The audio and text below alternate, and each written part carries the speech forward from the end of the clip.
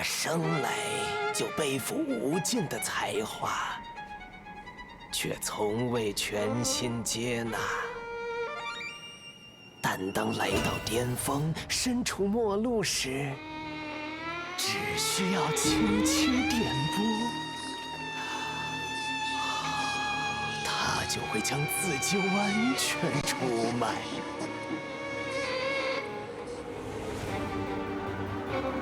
你将看到整个世界的律动，也将被无处不在的琴弦所控制。尽情享受这份契约吧，让恶魔的弦音在整个世界奏响，直到终曲。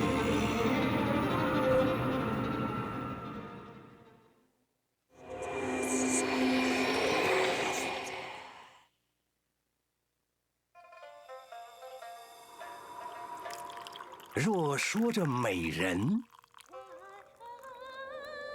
老夫这平生只见过一人，不信，您且看。这是个缔造了时代的女人。当然，一个时代的缔造者，总会有那么一副巧言善辩的喉舌，以及一把没有感情的兵器。哎，可说到底，蜡烛的火焰下，不也是柔弱的东西吗？而火焰后面未曾被照亮的地方，足以倾覆时代的阴谋，正悄然涌现。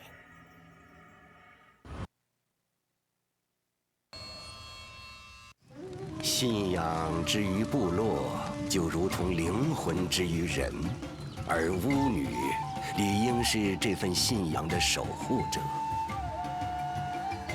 但再虔诚的守护者也会感到迷茫，尤其是当那位探险家出现在丛林之后。对于葵来说，比起密林的宝藏，更令他着迷的是这里掩藏着的真相。而另一边，新任巫女在成年之夜选择了与前任相同的命运，艰险疑问接踵而至，探寻的道路仿佛是命运的一场玩笑。不知是巧合还是早已注定，真相远比想象的要离奇。毕竟，背弃神明的人，总是要付出代价的。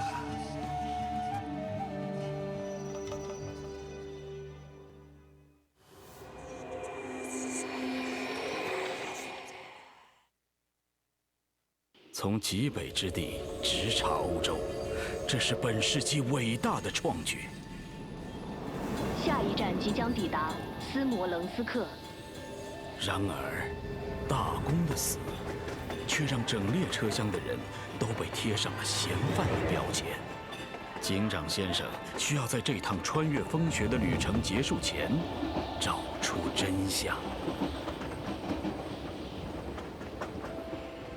对于我们这些人而言，越亲密的人越危险。你说对吗，索菲亚小姐？啊，不对，应该称呼您为大公夫人了。索菲亚疑点重重，毕竟与王权相关的人都不那么简单。这列车里藏着太多秘密与恶意，小心，陛下的恶犬可不怀好意。大公夫人是无辜的，说到疑凶，不该先去问问那些尊贵的特使们吗？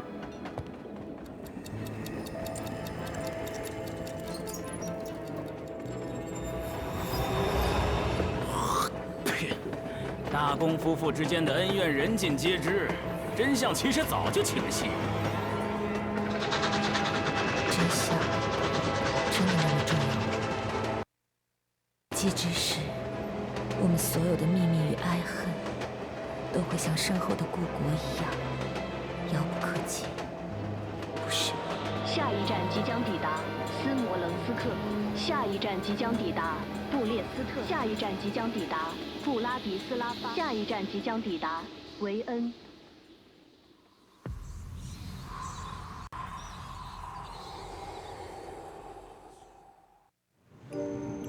这份卑微的工作也不记得做了多久，我好像什么都不记得了，连发明的模糊记忆。初次相见就已经确定，除了他，我再也不会喜欢别的事物了。要知道，拥有自己的发明，那种感觉真是太美好了。可他为什么总觉得我的想法是错的？直到电流直击大脑，我仍然没有找到这个答案。他死了，但谁又能保证下一个不会是我呢？后来，有人帮我脱了罪，但侥幸逃生或许更糟糕。那伟大的发明依旧无法完成，直到那封信的出现。我相信，他会让一切继续。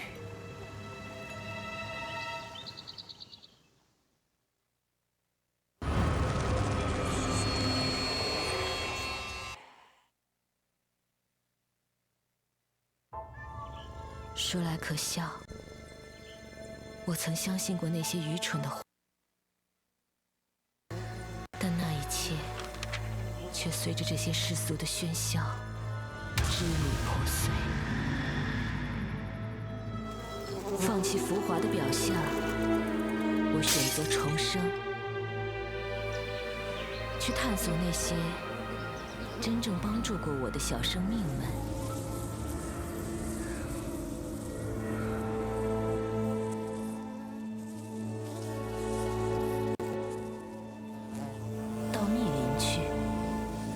进入那些荒野，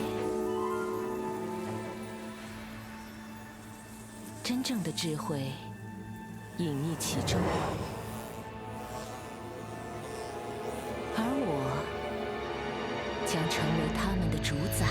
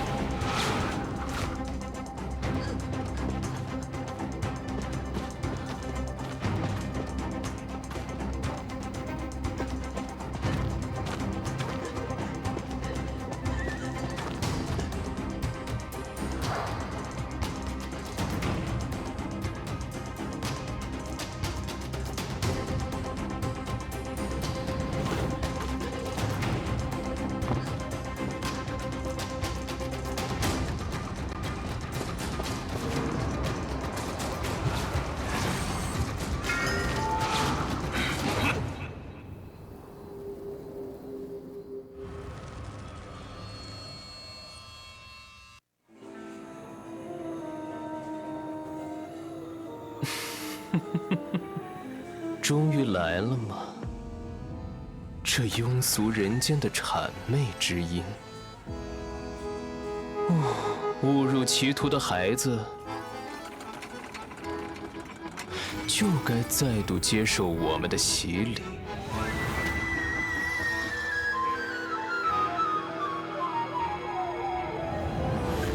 不，这可不是最好的。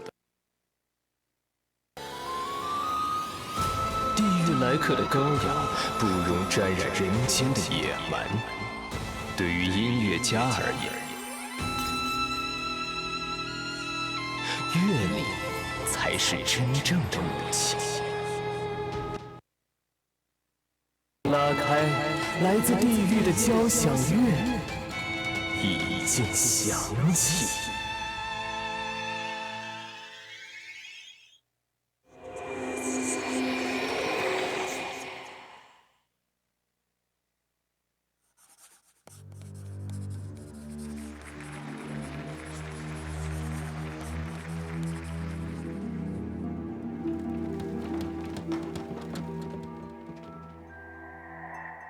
Lo and behold, a fascinating combination of greed, pride, lust. Oh, and wannabes. My dearest leading man brandishes himself like a lowly bourgeoisie. Gaze and a flirtatious chuckle. Seems like my supporting actress has found her better role. The elegy of a shadow sings the unattainable wonders and gloom reality. I hope this bedtime story doesn't end in a hurry. The swinging steps and the lively melodies, the meticulous portrayals and the fame-seeking parodies, all of which converge below the spotlight and belongs to me.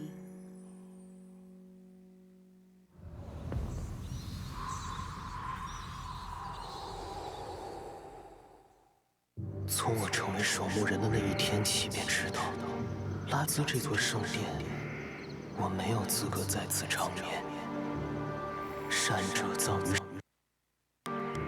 恶魔葬于殿外。谎言，但这是个让人兴奋的谎言。这肮脏的金钱，竟成了我通往圣殿的阶梯。但为了拉兹，这一切都值得。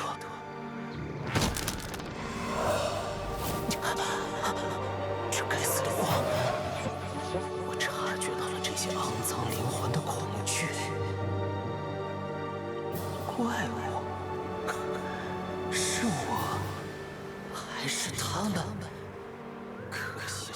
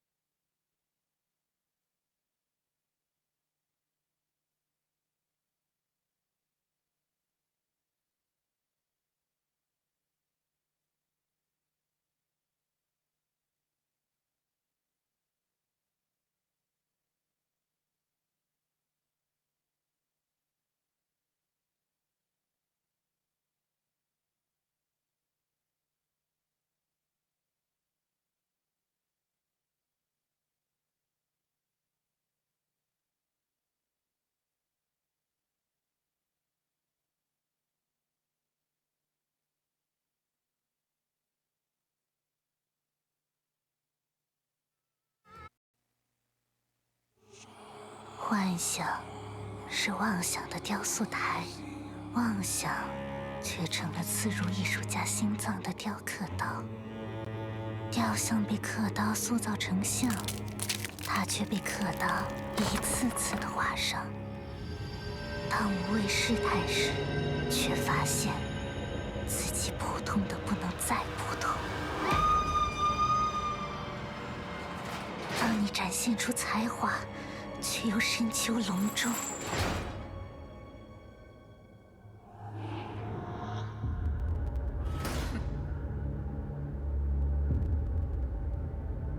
只能放弃交流，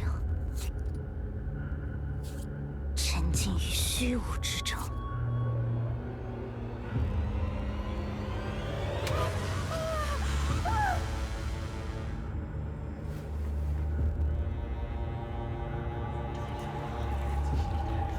直到那冰冷的杰作变得炙热。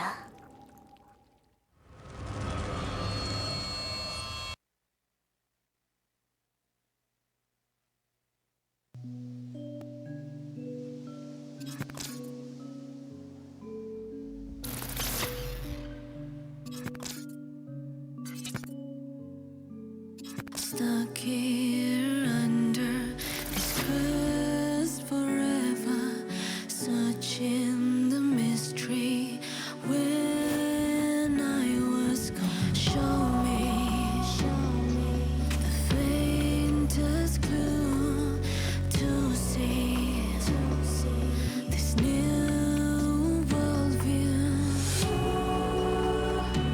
The curiosity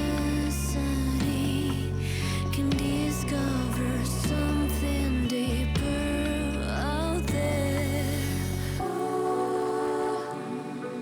The unrevealed has been hidden, it's calling for me to see. I will find all the answers here, been locked away. Oh, there are secrets here in this madness. I'm trapped in darkness, been locked away. Oh, there are secrets here.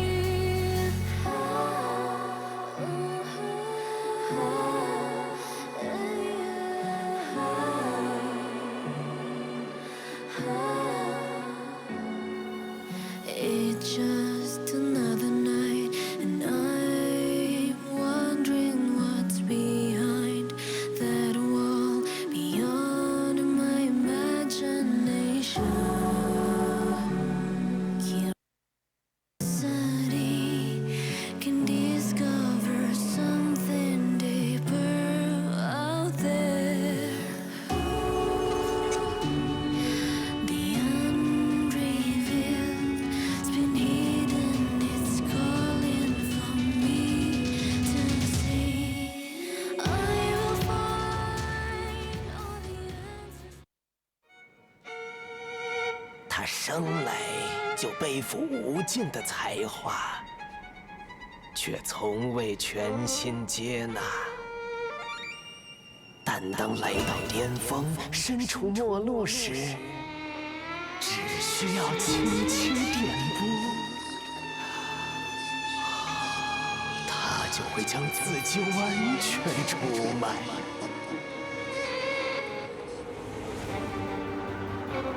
你将看到整个世界的律动，也将被无处不在的琴弦所控制。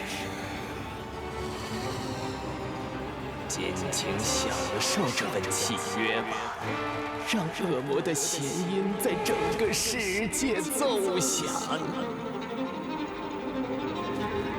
直到终曲。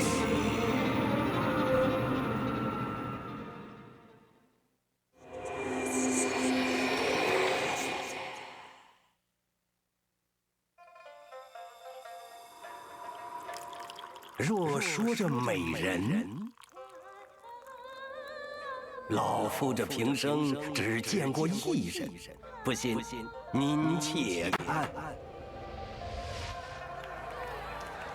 这是个缔造了时代的女人。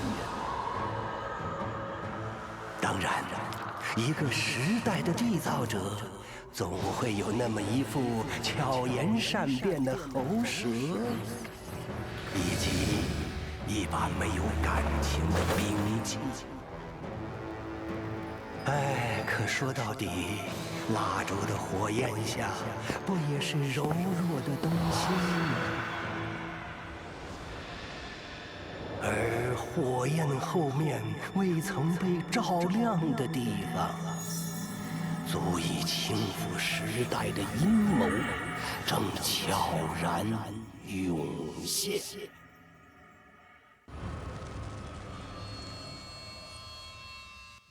信仰之于部落，就如同灵魂之于人，而巫女理应是这份信仰的守护者。但再虔诚的守护者也会感到迷茫，尤其是当那位探险家出现在丛林之后。对于葵来说，比起密林的宝藏，更令他着迷的是这里掩藏着的真相。而另一边，新任巫女在成年之夜选择了与前任相同的命运，艰险疑问接踵而至，探寻的道路仿佛是命运的一场玩笑。不知是巧合还是早已注定，真相远比想象的要离奇。毕竟，背弃神明的人，总是要付出代价的。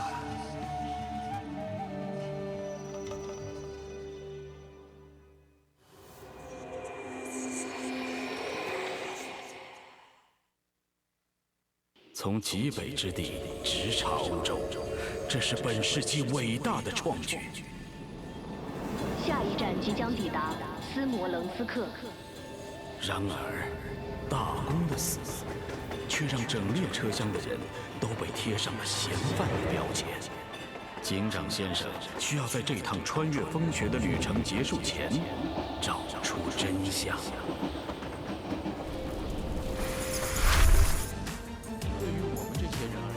To the IVC Southeast Asia 2020 Championships. My name is Potch Spice. With me, the legendary Articuno over there, and we will be your MCs for today. It is day number 2. What a spectacular start in day number 1, but we're following it up with day number 2. Articuno, how are you feeling about this? I am really excited. I mean, just yesterday we already got a glimpse of the first 4 teams to take the stage, and now we're going to get to witness how the latter teams, which will be making, I wouldn't say their debut, but rather they'll be making their IVC broadcast debut, so to speak, as we'll finally get to witness their games live. Of course, all of these teams in the top 8 had to go through a grueling process. From the start of 96 teams, we managed to whittle it down all the way to the 8 teams that we have in the group stage right now. And based on the games that we had yesterday, they were pretty darn explosive. They went on so long, but no complaints whatsoever, because that is what we live for here for Identity 5 Esports. And I'm really hoping that we get, if not the same caliber, even more amazing games with the teams that we have going on today. And there are quite a lot of familiar faces in this day going into day 2. So really excited. Mm-hmm. Yeah, just to give a little preview, I think our first team is one really known in the Koa 3 scene, so we'll get to that in just a bit. But just to highlight the impact of what happened yesterday, there were a lot of teams going up against. There was a team MP going up against GK. We've known GK. They're a household name, if you would, in competitive Identity 5, and MP making that mark, showing the guts that they had, really sticking it to them, and really cementing their mark. And I think that's the perfect way to describe IVC. It's for these teams to have this platform for us to really develop high caliber Identity 5 teams so that they can compete in the grandest stage of them all, which is Call of the Abyss 4 next year. Yeah, and that's going to be super duper exciting. So let's go ahead and check out the information on this tournament.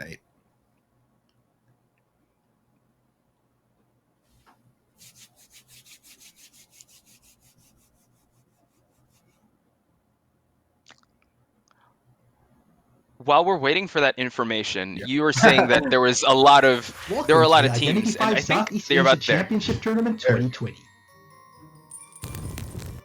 Identity 5 is one of the top tier esports in both the Asia Pacific region and the North America Europe region, especially in Japan and Southeast Asia. There are 3 stages of the tournament: the preliminary rounds, the group stage, and the playoffs. First, 96 top ranked teams will register in-game to qualify online. In preliminary rounds, teams will be separated into 6 groups. Each group will contain 16 teams. Each team will compete against each other in a form of best-of-3 single elimination. The top team from each group will pass to the next stage. In the second stage, which is our group stage, top 6 teams will join with 2 invited teams from Call of the Abyss 3 to make for a total of 8 teams. The 8 teams will be separated into 2 groups of 4 teams. Each team will compete against each other in a best-of-3 round-robin format, with the top 2 teams from each group moving on to the playoff rounds. Finally, in the playoff round, each team will be placed against each other by seeding, and will compete in a best-of-3 double elimination format, with a final round to be played in a best-of-5 format. Group stages and playoffs will be live broadcast on the Identity 5 official social media channels. The loser finals and finals will be an offline event. October 25th will mark the big day to find our champion in the IVC 2020 Southeast Asia. Now, let's move on to the tournament rules. First, teams will compete in Legendary mode, wherein players are not allowed to use the same character in the same match. Each map will be separated into 2 halves. For the first half, survivors from Team A will compete with a hunter from Team B. Come the second half, the teams will switch sides. The survivors from Team B will compete with a hunter from Team A. A total of 7 maps are in the selection: Arms Factory, the Red Church, Sacred Art Hospital, Lakeside Village, Moonlit River Park, Leo's Memory, and our new addition to the competitive scene, Ever Sleeping Tower. For the best-of-3 round, first round starts with the hunter able to ban 1 survivor, while survivors are left with no bans for hunter. After that, an increment of 1 character ban will be added per round. That said, for the second round, there will be 1 hunter and 2 survivors banned, while the third round will have 2 hunters and 3 survivors banned. In the event of an extra round, we'll be sticking with 2 hunters and 3 survivors banned like round 3. Now, for the best of 5. The first 3 rounds will follow the same banning pattern as the best of 3. However, for rounds 4 and 5, there will be a maximum ban of 3 hunters from the survivor side and 4 survivors from the hunter side. In case extra rounds are needed, we will use the same number of bans like round 5.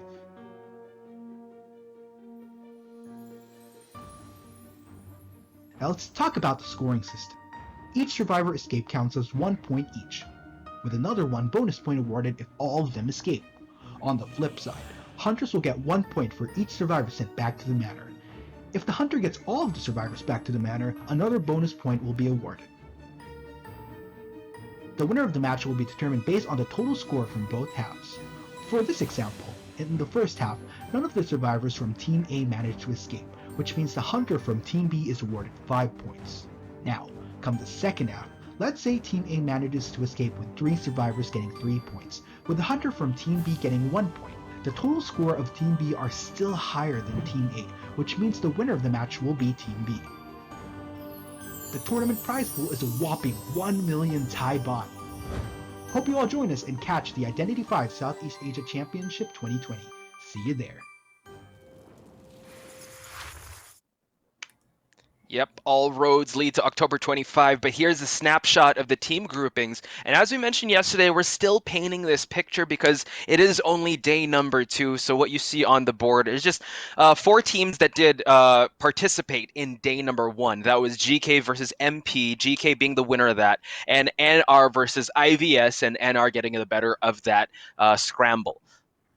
Yes, sirree. And towards the end of the day, we'll kind of get an inkling as to what will be the mindset moving forward for these teams, whether or not they have a bit more to work with, or if they'll right off the bat towards the end of their respective first games end up in a position where they kind of have to tread a bit more carefully and make sure Hmm. that they rake in as many wins as possible moving forward. Yep, lots of time to adjust as we write this narrative that is IVC Southeast Asia 2020. I'm so excited to be calling the action with you because we are in day number 2, and I believe that it's going to be a crazy one because they did GK and MP and R and IVS set the bar so high for everyone, and everyone is expecting nothing but barn burning matches. Oh yeah, that is for sure, Poch. Now, going into day number 2, we already at least have an inkling of an idea at what the preferences have been so far. Whether or not Hmm. it'll continue to lay true based on the games that we'll have later, that is something that is yet to be seen. A common trend that we did see yesterday was quite a lot of impress. I wouldn't say a lot yet, since we still don't have as big a sample size just yet.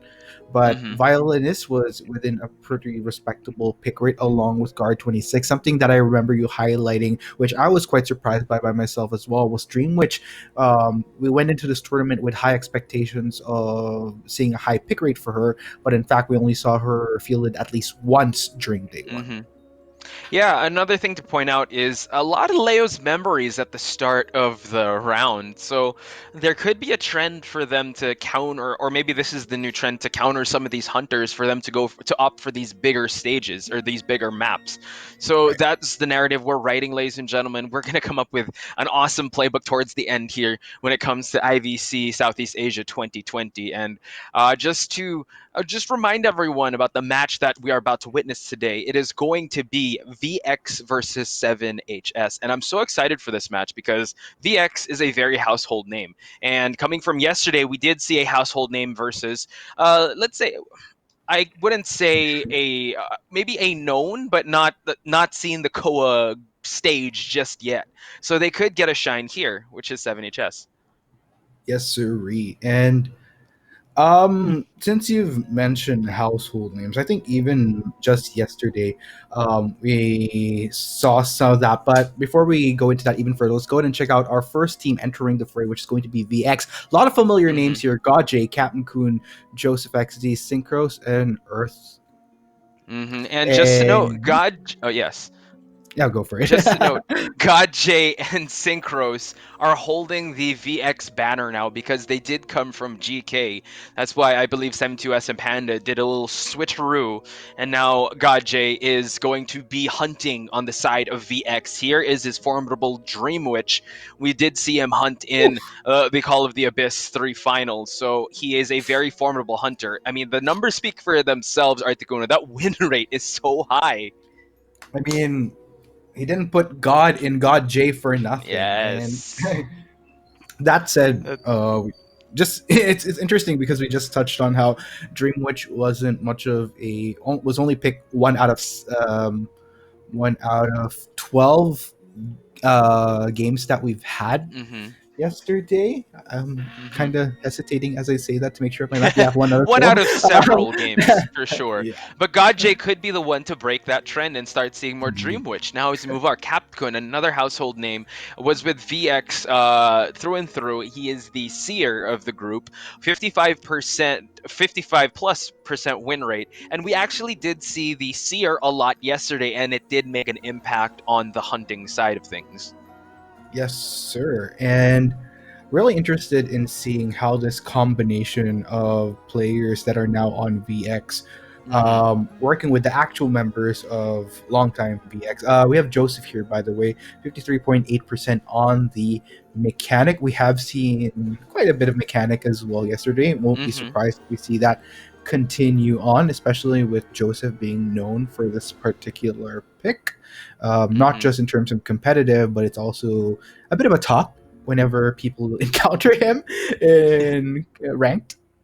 And here we have Synchros, one of the newest commodity or the newest players of VX, along with God J. Here is his preference, Priestess, but he is very known for that Prospector. So at least he has that option to go for either a Priestess or Prospector based on the bans.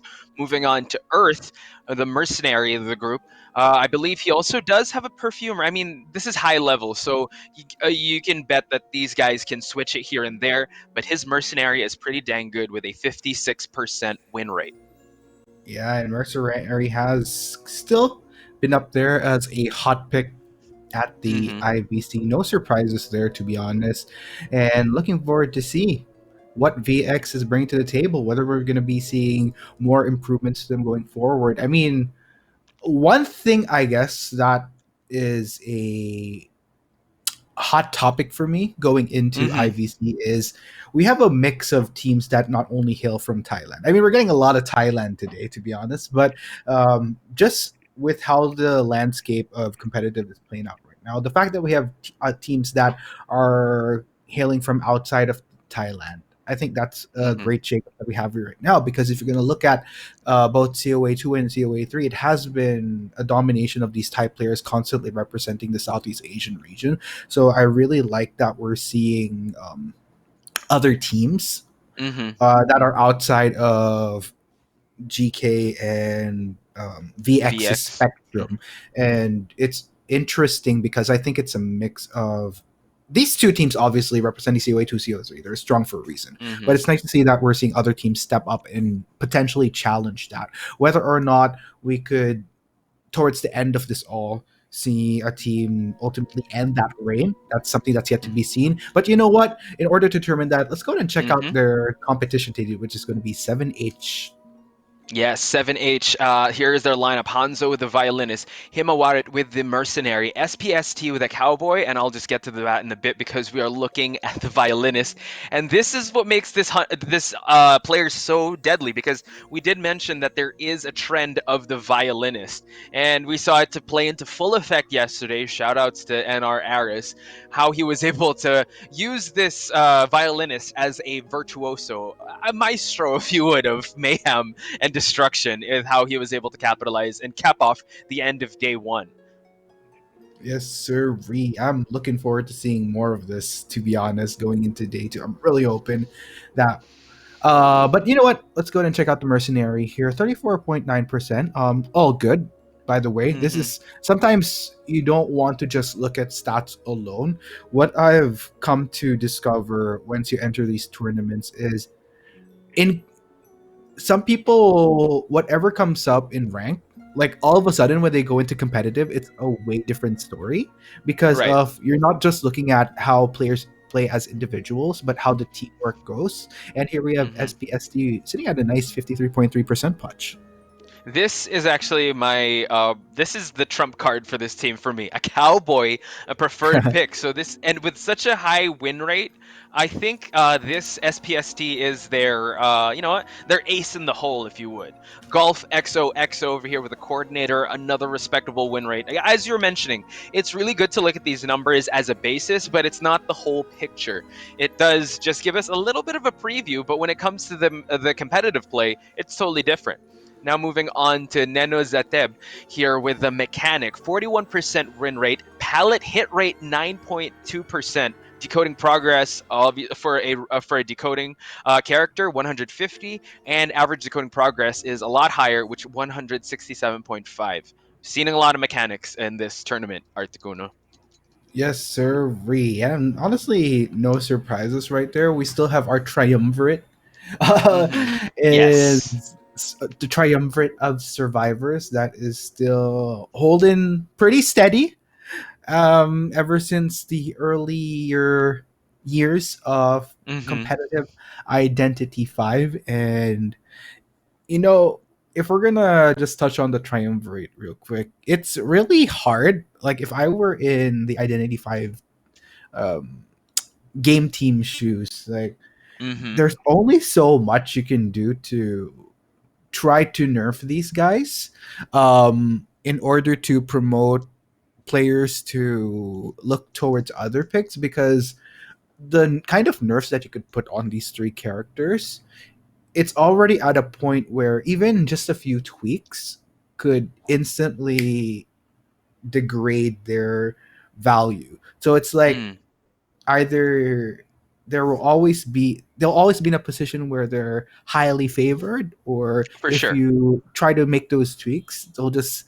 kind of fall off in a bad way. But I guess another counter to this at the end of the day, which we're kind of seeing on Hunters, if you want to see players in a position where they have to think a bit more creatively with their picks, is you bring in some of the newer characters into play, which will hopefully become much more heavier priority. We've seen that in Hmm. Hunters, where the likes of the Spider as well as the Ripper, very prominent in COA too. Well, Spider was kind of the Weaver was kind of nerfed as well, like the Hmm. changes made, so she naturally did fall off. But you have picks like Ripper, which weren't really touched as much. And this is why we call him all reliable, because if it does come to a point where you need to pick him, sure. But then you have these newer hunters that can do much better than him because of the newer Yes. kits, the more updated kits, because of how creative the Identity 5 this team is getting with the creation of these characters. As we mentioned before, the meta is slowly shifting, and we have been seeing more priority bans for the mercenary because the mercenary does last long, and his Iron Dash. They did take away his elbow pads. I remember playing it, and he used to have five. Now it's four. Five was a lot already. So I think he's in a good state where he is right now. That's why we've been seeing a lot of Seer. We've been seeing a lot of Mechanic as well. But then in these first rounds, that's what's very interesting because you're only able to ban one.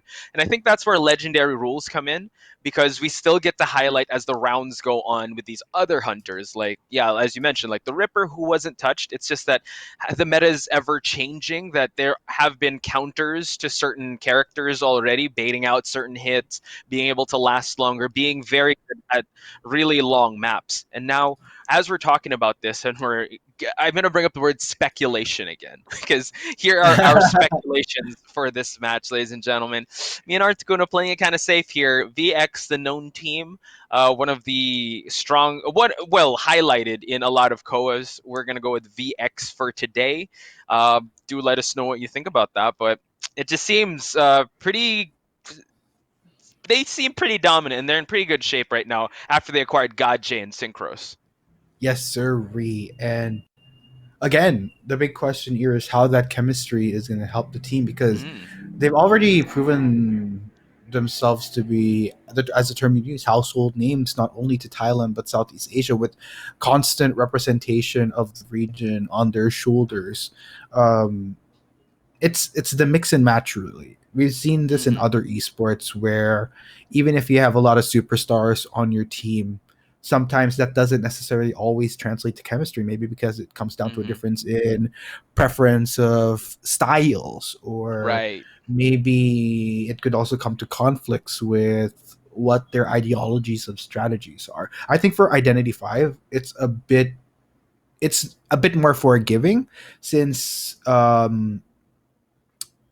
objectively it's the same flow at the end of the day if you compare it to other esports. But still, that's something you always want to factor in. And luckily we have a platform like IVC, where although you do have a we have a direct in for Koa that's on the line, it isn't Mm-hmm. necessarily the end of the world if you don't get that direct invite. You at least have the qualifiers to look forward to moving forward. But you know what? Let's go ahead and find out right now if that will all come together as we head into the pick and ban for our first half of game number one. Round one it Yep. is.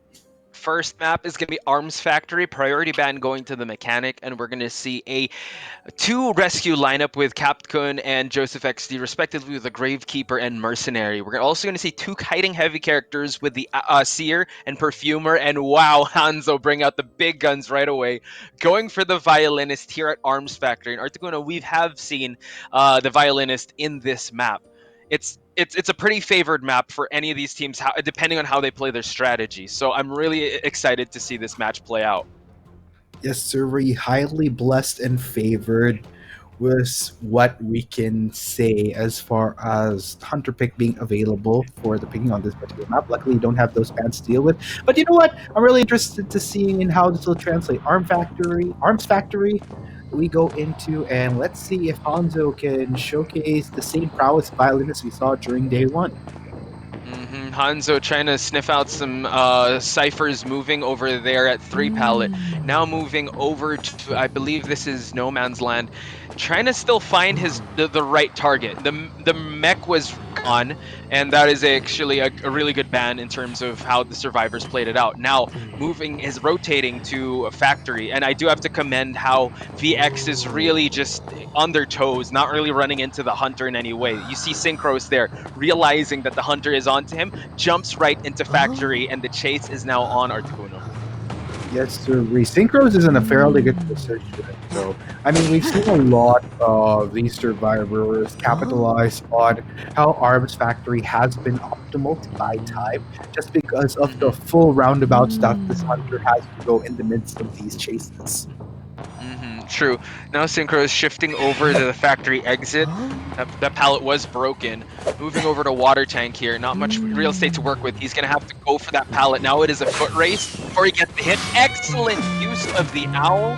And now Synchros dropping the pallet, and the chase is now progressing as the ciphers in the lower left side are moving. Hanzo is still not going to be deterred. Still setting his sights on this seer, and the seer going to try his best to kite as long as possible for his team to find, just to let that cipher rush keep going. Right. And okay, there you go. Luckily, managing to catch out Synchros here. Tight spot, granting Hanzo the opportunity to land the hit. Looks like he is trying to look for the second one. So looking out for the skill shots, hoping to find that landing.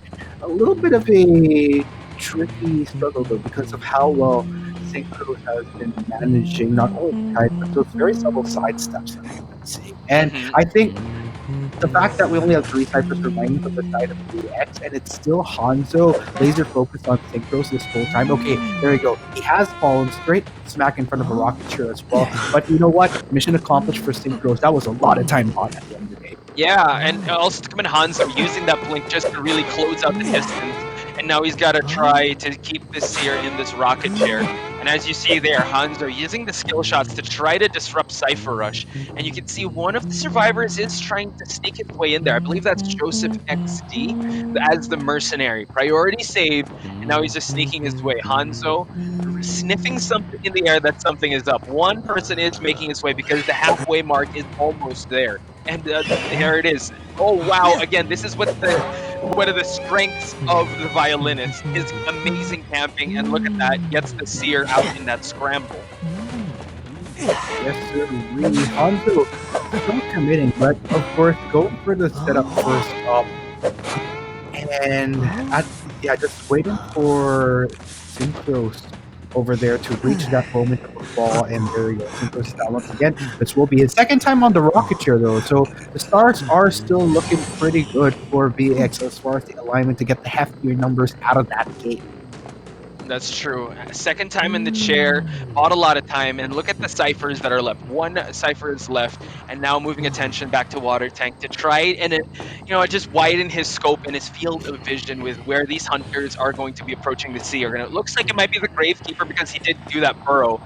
Now Capcom making sure he's able to save, and he does. And look at that, the skill shot is going to be used. Oh wow, he snipes out the Gravekeeper. Excellent body block there, and the seer is still running for his life.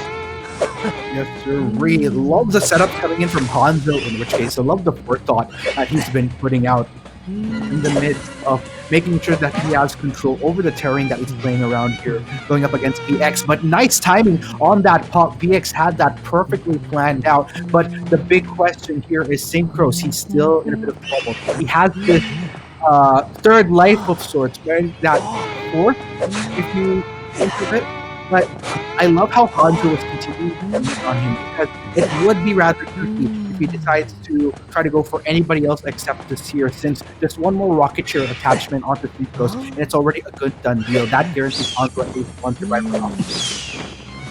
Ooh, excellent owl once again. And look at that, he gets the touch and exit. Excellent stuff from Synchros. We barely saw any of the other survivors. Synchros was able to, I want to see the containment time on that guy. Excellent stuff from VX. I love the strategy of Hanzo. He was trying to tunnel with the seer because he spent so much time already trying to chair that seer, but Synchros was very slippery and very evasive in how he was able to kite that violinist for so long. Absolutely. I mean, it really goes both ways. In all fairness to Hanzo, what I loved about him in that game is, again, I highlighted the forethought in how he was setting up over the terrain that he was, which did prove to be like there was this moment in time where a number of seconds, a lot of members of VX were starting to get those hits. But at the end of the day, you also got to look at VX a little bit more closely here because they were just so confident in making sure that Synchros did its job at keeping that violinist preoccupied as much as possible. To be honest, I was a bit worried towards that end because I was almost convinced that Hanzo would have at least gotten Synchros at that point in Hmm. time. But VX not only had things go according to plan from what they were doing, but also being in a position where Synchros was kiting near a position where the dungeon was. It's like everything worked out in VX's favor towards the end. And that is just something that you can learn from. And there you have it. 125 seconds, Potch. 125. This is a few seconds over the other 3-digit containment time we saw yesterday. Yeah, I mean, it's an unprecedented amount of time, especially if you're going after a very scary and top tier hunter that is the violinist. But not, I mean, just also kudos to Hanzo because he was really able to get those hits in 8 hits, 3 knockdowns, and 2 pallets destroyed. And I also want to highlight how he was able to use that blink to close out the distance. And he was able to really cut corners of Synchros in terms of jumping that window over at the ruins part of the map. So he was really able to use that well. It was just that Synchros again using one of the triumvirate characters that is the seer. He was able to eat that hit towards the end, even though detention was a factor, and then dungeon was right there. It just as you highlighted, he had the real estate awareness to know where to go to, and he trusted that his teammates were going to open that gate for him to just get the dungeon exit.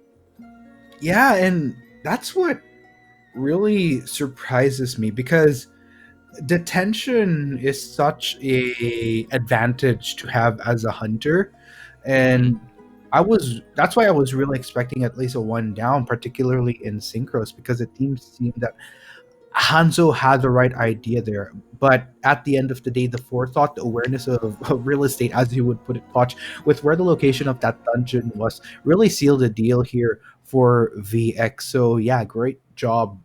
And that just makes me wonder how this series is gonna go. A very convincing performance that we saw. VX just continuously living up to their name. That's the best way I can put it. And can I just say that Synchros moving from GK to VX was an excellent acquisition for VX, and it has paid off beautifully in the opening seconds of that match because of how long he was able to contain that hunter. Not out of the woods just yet for them because they are going to do the old switcheroo, and we're going to see what God J has on the hunting side, and we're going to see what 7H is going to bring to the table, as well as I mean it's a best of three, so they really have to step up here, especially 7HS because they are 5 points down. I'm really interested to see how the survivors would stack up against God J. Oh yeah, definitely. I mean, God J, that's another name that is just oh man, like yeah. You know what? I'm just gonna roll with your terminology. A household name, indeed. I was trying to think of another way to put it because, again, we've had this domination of Thailand representing us at COA, and these are usually it's the names that you pretty much have ingrained in your memory because Mhm. they have been holding the torch for this region for so long. So, as And that mind said, I'm you, just Articuno, yeah. aside from it being God J, we're at Arms Factory, and his hunter of choice is that Dream Witch. We've said time and time again, it's a nightmare dealing with a Dream Witch in Arms Factory. So I don't know, he might instill the fear of God Jay in these survivors, if ever. So it's a very interesting matchup, and I'd be surprised if he doesn't go for that Dream Witch. Absolutely, I'd have to agree with you. I think at this point, unless he was willing to use this ground to. I mean, there's a lot of hunters, to be honest, that Mm, would be so efficient. Dreamwish, of course, would be a top. We saw a violinist. Violinist. You have Guard 26. All these options that in earlier seasons, Arms Factory would have been a bit of a headache to deal with, but with the wider options now available, it's really going to be uh, at least if you're gonna go by expectation, we have a lot to look out for when you're looking at Godji. But at the same time, you don't really want to discount the opposition just yet. yes. So I'm I'm really looking forward to see if 7H can maybe work around, like not get intimidated by the household name that Gotcha. is Godji here. I'm actually looking forward to seeing SPST using the cowboy. So that's probably one of the things that they could bring to the table. That unfamiliarity, that probably preferred picks or those off meta picks instead of just really shocking the household names of competitive Identity 5 and putting their own stamp and their own, their own freestyle flavor into this mix. I know we're going to see Right. a lot of top tier picks, but then seeing that one SPST rocking the cowboy is making a statement in terms of how they want to be represented or how they want to label themselves here in this big mix in this fray of top teams in IVC. So yeah, I'm hoping I have faith that they will be able to rise to the occasion if they face one of their biggest tests, that is God J. So let's head over to the picks and bans. I'm so excited for this matchup.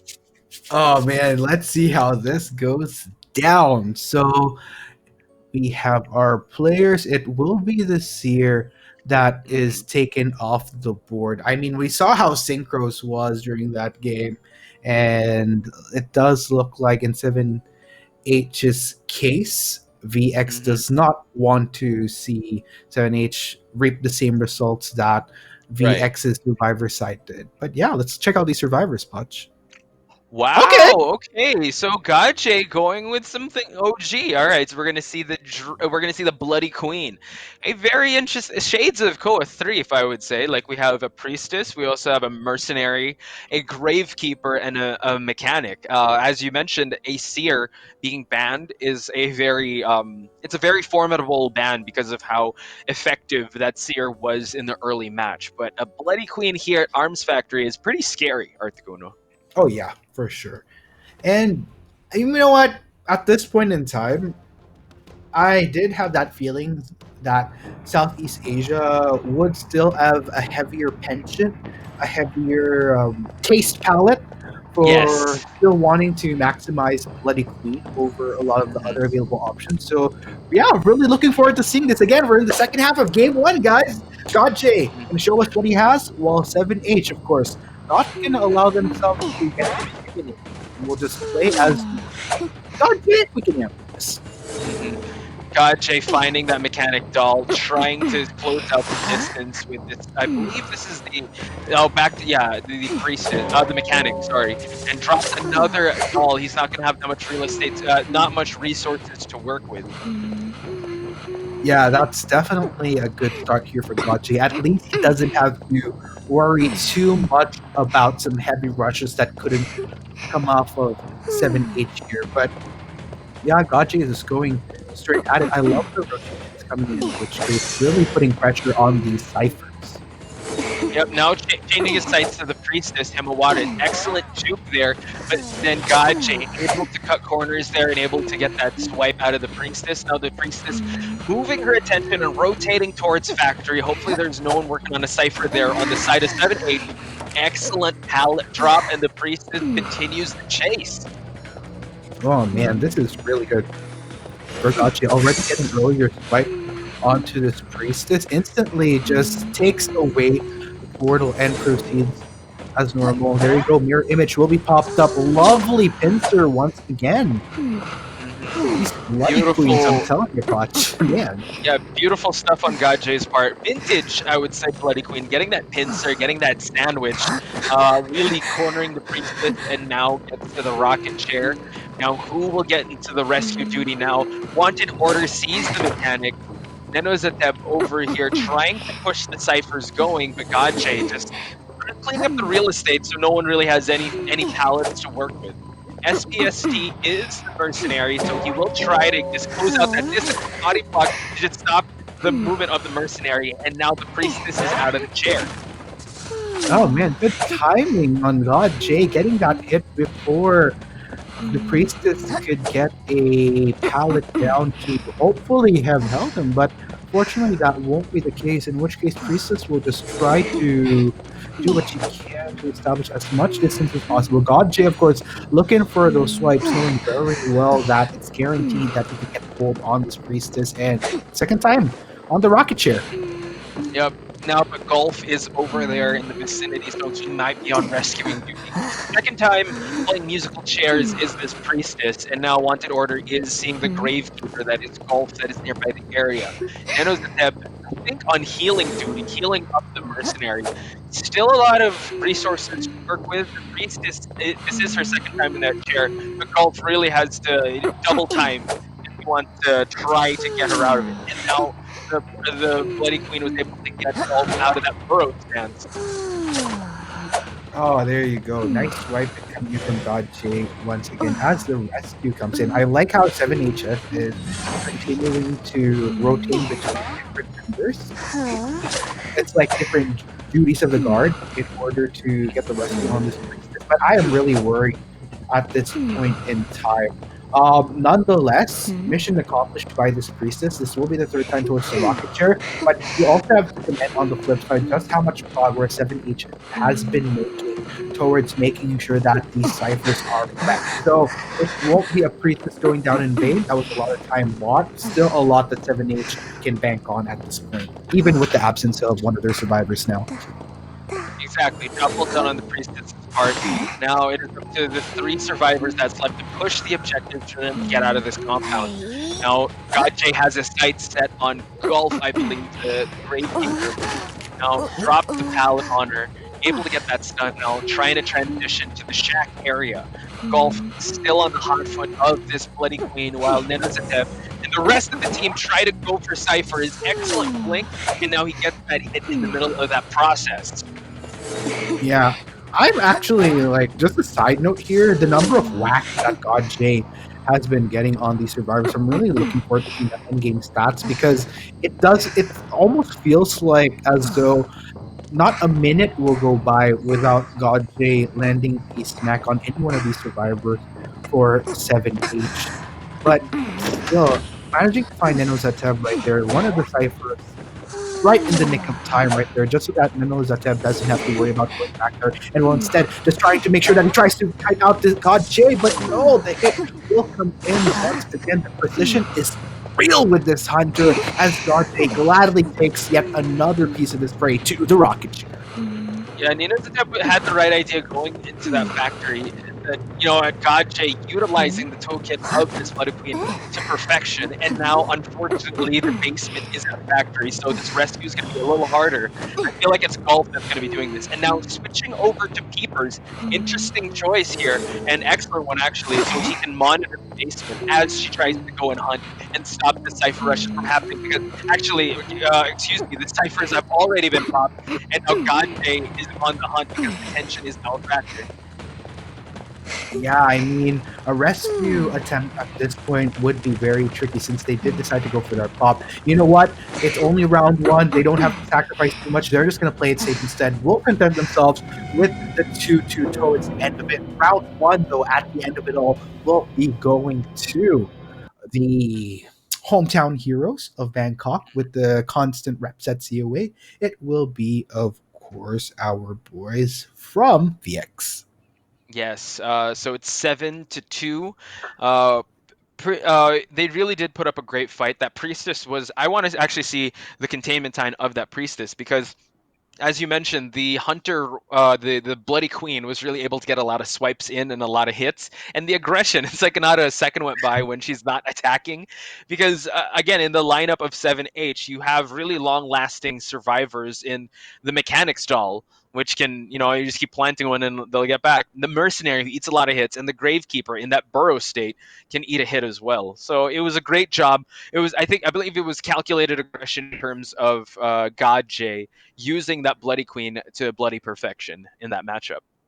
Absolutely. And oh man, that said, it's really interesting circumstances that we're working here, Potch. In all fairness, though, I like the showing that we saw from 7H. I mean, VX made the conscious effort of choosing a Bloody Queen. There was a lot of expectation from us audience towards God J, and the fact that 7H was able to get two survivors out regardless under those circumstances. I really think they can roll with the punches here, and it's only round one. Hopefully they can go on that upward trajectory that we're always looking for from these teams that do end up at the lower end of the spectrum in these round ones.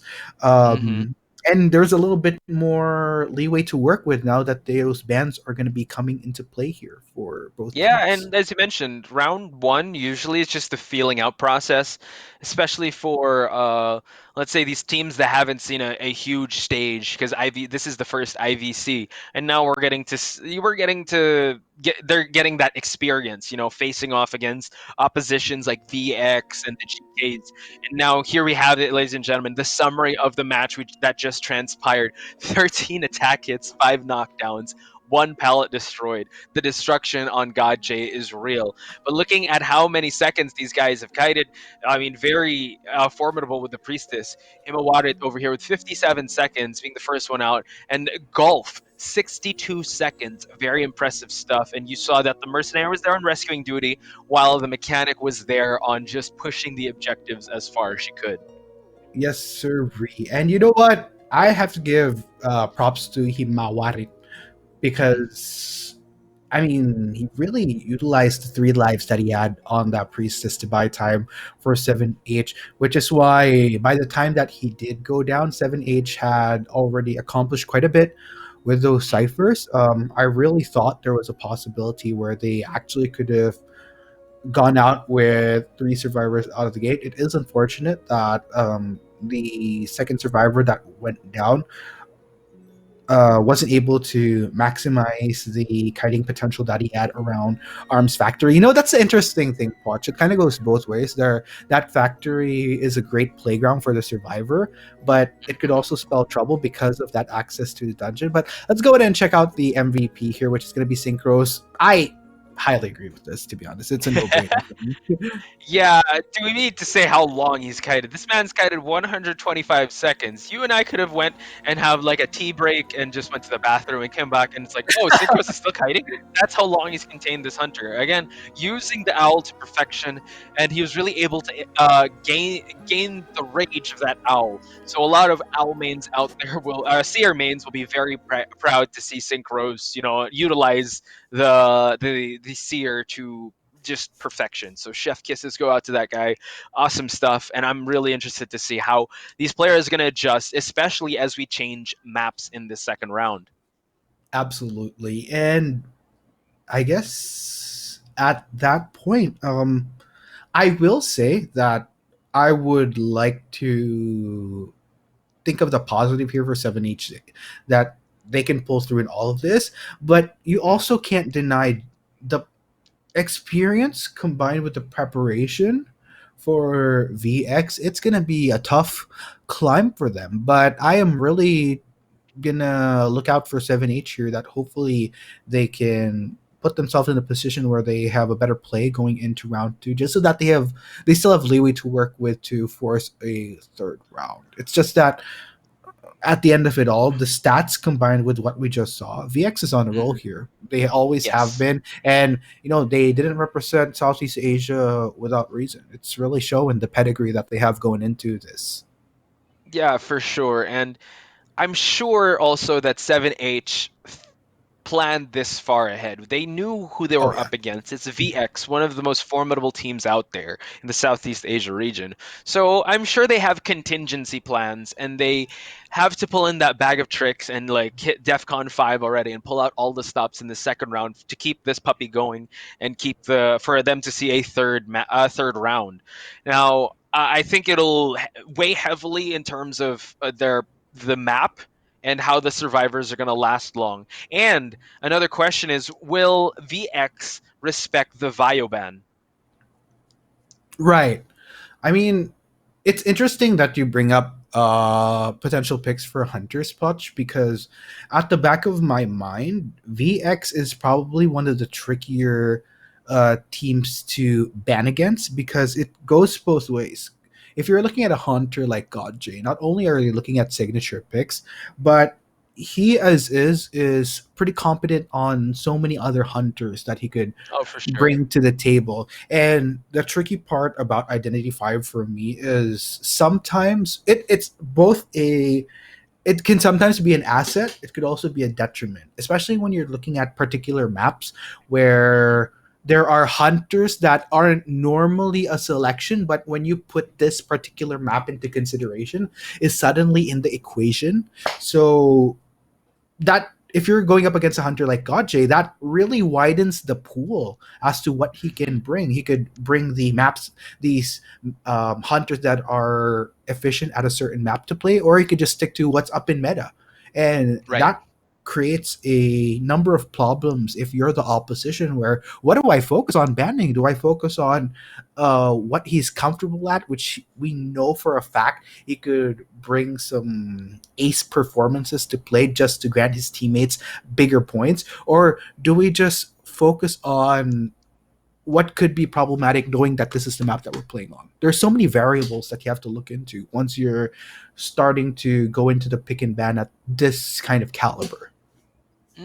And that's what made him the household name that we know. Him being able to adapt to the certain situation and adapt to whatever ban or map that's been thrown at them. Then I'm so excited now because we are heading to that. You know what? We're done with the speculations. We're gonna head to the pick and bans, and we are going to the Red Church. All right. One of the we haven't seen this in yet. This map wasn't actually present yesterday, so I'm really excited. One of my favorite maps. We're gonna see a Seer and Mech ban on the Hunter side, while a Dream Witch won't be seeing this Red Church. Himawat going with the Perfumer, SPST with the First Officer, Golf with the Merc, and Nino Zateb with the Priestess. Okay. Two of our three from the triumvirate. God J, though, no deviations yet. Will be sticking to the Bloody Queen still. Now with one less problem. Mm-hmm. That was not an Ariana Grande reference, by the way, but with one less problem. In the form of like this is a good thing for God J, I think, having that additional ban of a survivor, because we have to keep on going back to the fact that even though it is God J we're talking about, it ended in a 2-2. So Yes. that means that maybe with one another one of the triumvirate out of the picture, this could allow God J to reap better results than the 2-2 that he did in round one. But you know what? We'll just have to find out as we're heading into the first half of round two here at Game One at IVC Southeast Asia, ladies and gentlemen. Let's go. God J going to bottom broken, top broken, seeing Golf right away, and now is going to try to just get an early down here, but it is a Merc. So God J being very gutsy, chasing a Merc early on, because the Merc can break your ankles with those elbow pads. Realizing that, tries to cut corners here and tries to go for it. And excuse me, that was actually the back gate. Now shifting his attention to Nino's attempt over here at the church. The priestess being very tricky to deal with in the real estate that the church presents. Yeah, interesting transition here. Coming in from the mercenary. Mira will be popped up though, trying to look for those. But Godfrey, unfortunately, not able to get a pincer, and just instead decides to make the swap just so that he could try to get into closer quarters on this. Oh, excellent pallet drop here by Nino Zatev over at the graveyard, one of the best hiding areas in the map for survivors. Now, again, Gache using the mirror to his advantage as the rest of 7H tries to push those ciphers. One has already dropped, while the priestess is trying to contain the thunder as long as she can. Blink is coming out and Yeah, nice flick coming in there from God J. I mean, I think at this point in time, it really was of necessity to have tried to make something because 7H has all the right cards going on right now. Xenos is doing a great job at maximizing the graveyard to keep Gajay preoccupied, but looks like Gajay has enough. It's going to try to pincer in his priestess once again. It actually succeeds down that priestess though, and finally Gajay is born a first rocket here tap on for this priestess. But that still goes to say, 3 ciphers remaining. 7H has been making excellent progress in this game so far. Yeah, Godjay really using that pincer technique to perfection. How she was able to halt that priestess from transitioning to any other real estate to work with in the red church. Godjay utilizing that mirror image once again just to swipe away any of those survivors. Call forward for the save. Tide Turner will go into effect now, and it's back to Nino's head. How long can he be able to fight? Excellent holy king usage by the priestess. Oh man, oh man. This is great though. Again, playing around this area is just spelling problems for God J so far. But you know what? He is hellbent and intent on continuing the chase. Great idea by going for this pincer here. Actually manages to land the smack without needing to utilize this mirror image to just close in onto target. And there you go. That will be the second scrap. Yeah, and if you guys noticed, the dungeon was there at top broken. So Gache just putting that in his mental notes, just making sure that there's going to be an end game, and that's where everyone's going to be going to. Now SPST as the first officer. Wow, excellent hit on the mercenary with that mirror image. SPST utilizing the pocket wad. It's going to be a tough time for Gache to be able to save him. He has to make a guess now. Oh, he hits the first officer, and that priestess is out of there, but there is a Tide Turner in effect, particularly.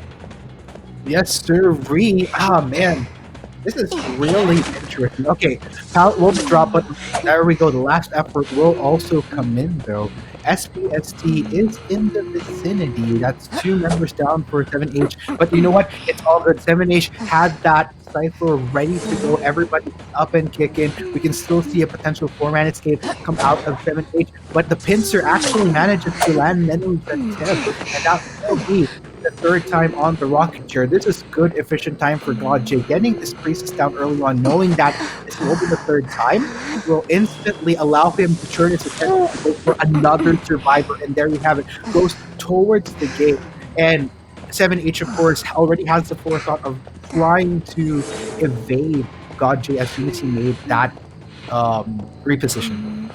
How timely was that teleport? Switching skills right away, not wasting any time when you knew the priestess was gone. Now chasing the mercenary, transitioning. I believe they're making a run for it to get to the red carpet. Now the mercenary heading towards the church, just to alleviate himself from any pressure that Gaje presents. The mirror is still in cooldown, but probably not for long. First officer is almost done with that exit gate. Are they going to make it in time? The mirror image is going to be popped, and now Gaje is still on the hunt. Excellent use of perfume to really just get away from the range of sight of Gaje, and now Himawarit has another chance here. And how long does it last? And another swipe will be made as the lower left side here says that the mercenary is at the back gate exit. Oh man, that is unfortunate for 7H. All fairness, though, it does look like they might actually 2-2 once again. Yeah, that will be the case. They will just call for the 2-2 again instead of risking a which case. Okay. Oh, but wait a minute. Godfrey took a bit of a while there to get him to a rocket chair, and Mawarit was able to shake through. Oh my goodness, watch out. Able to use the perfume just to confuse the hunter just a little bit.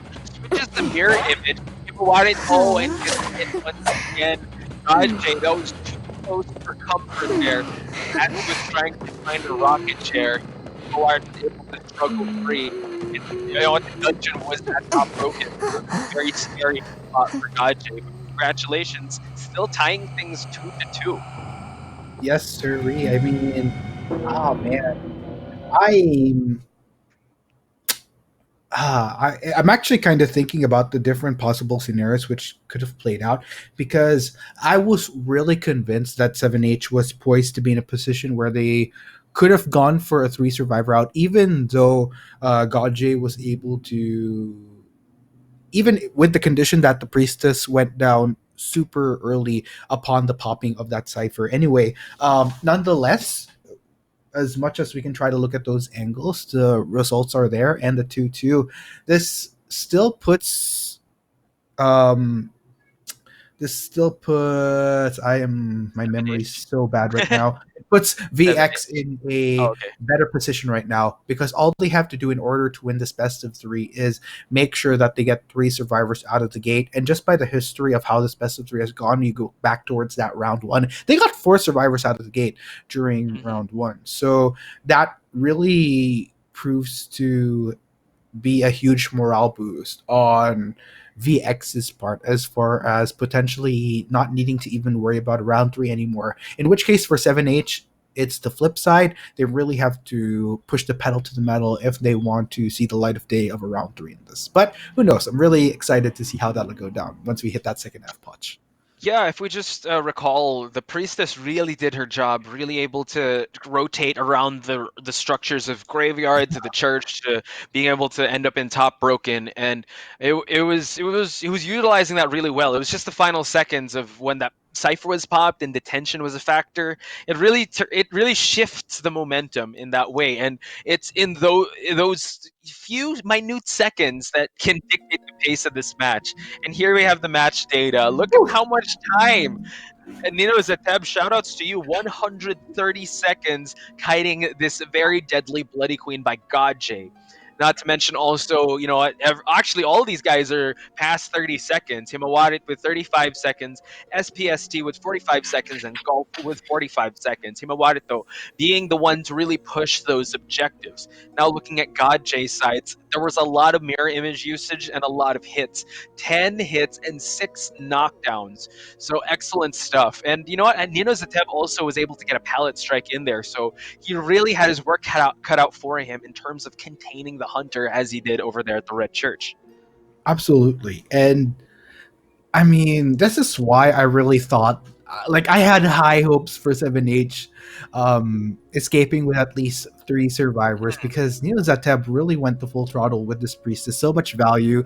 3 lives that he had were well maximized towards making sure that 7H poised those ciphers to where they needed to be. It's just unfortunate that towards the end of it, Nino Zateb wasn't able to push for a prolonged chase. Right. Um, to have bought time for the 3 survivors of the 7H to make it out. But you know what? It's all good. It's all good. We're Mhm. only on their first game in this group stage, so you don't want to, you got to keep a positive mindset here. And I am so positive for these 2 teams right now. Really, really excited to see how the second half will play out. There's a lot of conditions playing out for both VX and 7H here. Probably just more so to worry for if you're 7H, but hey, let's see how that goes down for them once we hit that second half in a bit. Speaking of 7H, they are switching sides now, and Hanzo is going to be the one that's going to be doing the hunting. And with his violinist here at Red Church, that does give them a really good chance for them to be able to, secure a victory here and prolong it to the third round. That is, though, we are playing in the second round, meaning that there is going to be more bans coming out, which is 1 hunter ban and 2 survivor bans. So I'm really interested to see if VX is going to respect the violinist ban, because they were able to handle it so well. But now with the conditions of 2 banned survivors being most probably the seer was being one of them because of how effective he was used, they might have to reconsider in terms of banning and respecting the violinist of Hanzo. Oh, absolutely, Potch. I think that's um I think it's the no-brainer situation as far as how 7H would ideally want to ban approach rather this Mm, pick and ban. Now, without a doubt, I am pretty sure that these teams have prepared for a scenario where they have to deviate from the triumvirate, because it's just a highly likely ban that we're going to see at the end of the day from this tournament, unless you have to make a decision based off the map. But given the circumstances, I'm really interested in seeing what 7H's or rather, what VX's alternative will be, because VX is the type of team that, actually, now that I think about it, doesn't really need to look towards the more unique picks. Oh, They have this is been very most of. interesting. So Oh, we just heard word that Ling Tian will be coming in replacing Earth. So just a heads up, and I was actually watching the Koa 3 highlights, and Ling Tian has a very scary forward. Now that brings to our conversation of a forward ban because he has some clutch victories. right. Shout outs to Ling Tian being like using that rush for a 4-man out, which highlighted moments in Call of the Abyss. So wow, as you're mentioning, that's one of the deviations from the triumvirate, a forward being put into the mix now. Okay. Okay. Okay. Ling Tian Mm, coming into the play. That actually spells more thought that 7H will have to put into this band. As you said, thought forward is suddenly a concern going into mm, this. I mean, this is the beauty of having um, members on your team, not for just having the sake of a sub, where they actually have a purpose. Where if you need to bring on a player that's more efficient at a particular survivor that you feel would be an asset to what your game plan is going into the next game, let's do mm. that. And it does look like VX is going to be using that to their advantage going into this. So a bit of Wow. thought here for 7H, that's for sure. I feel like just the banning phase as is going to be um, a huge factor that we all have to look at going into the second half. Ah, And surprises. it just shows that, well, VX switching that person, adding another top player into the mix means that they really want to get away with a lot of points as they head off into this group stage of before the playoffs. And Ling Tian being one of them, bringing him in mid game is a very interesting choice. And I'm pretty sure 7H is noticing that, and they have to adjust accordingly, especially Hanzo and what his because the variable is set already in terms of Red Church. Now, what he can control is the 2 survivor bands and his hunter of choice. Right. Now, that's up for debate, but I know that the triumvirate is always in the mix. The forward is there, though. I would say maybe they. Maybe he'd stick with he won't ban the forward, and for sure he's going to ban the seer because the seer was such a problem at the start. Up for debate with the second ban. I can see either a Merc ban or a forward ban, depending on how Hanzo is feeling and how he's able to adjust to VX's situation now. What do you think, Articuno? Yeah, I think I'd have to agree with you.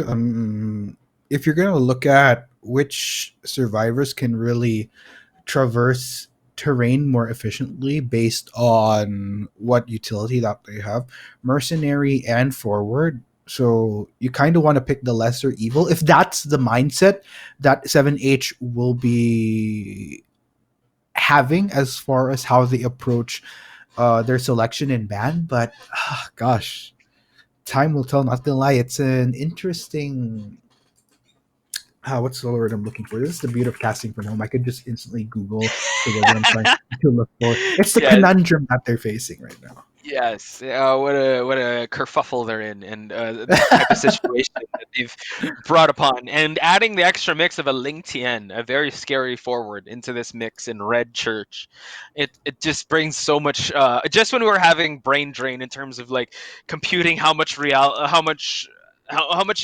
of the outcome can actually transpire in this type of matchup. Now you add another variable into the mix, just makes it a whole lot harder.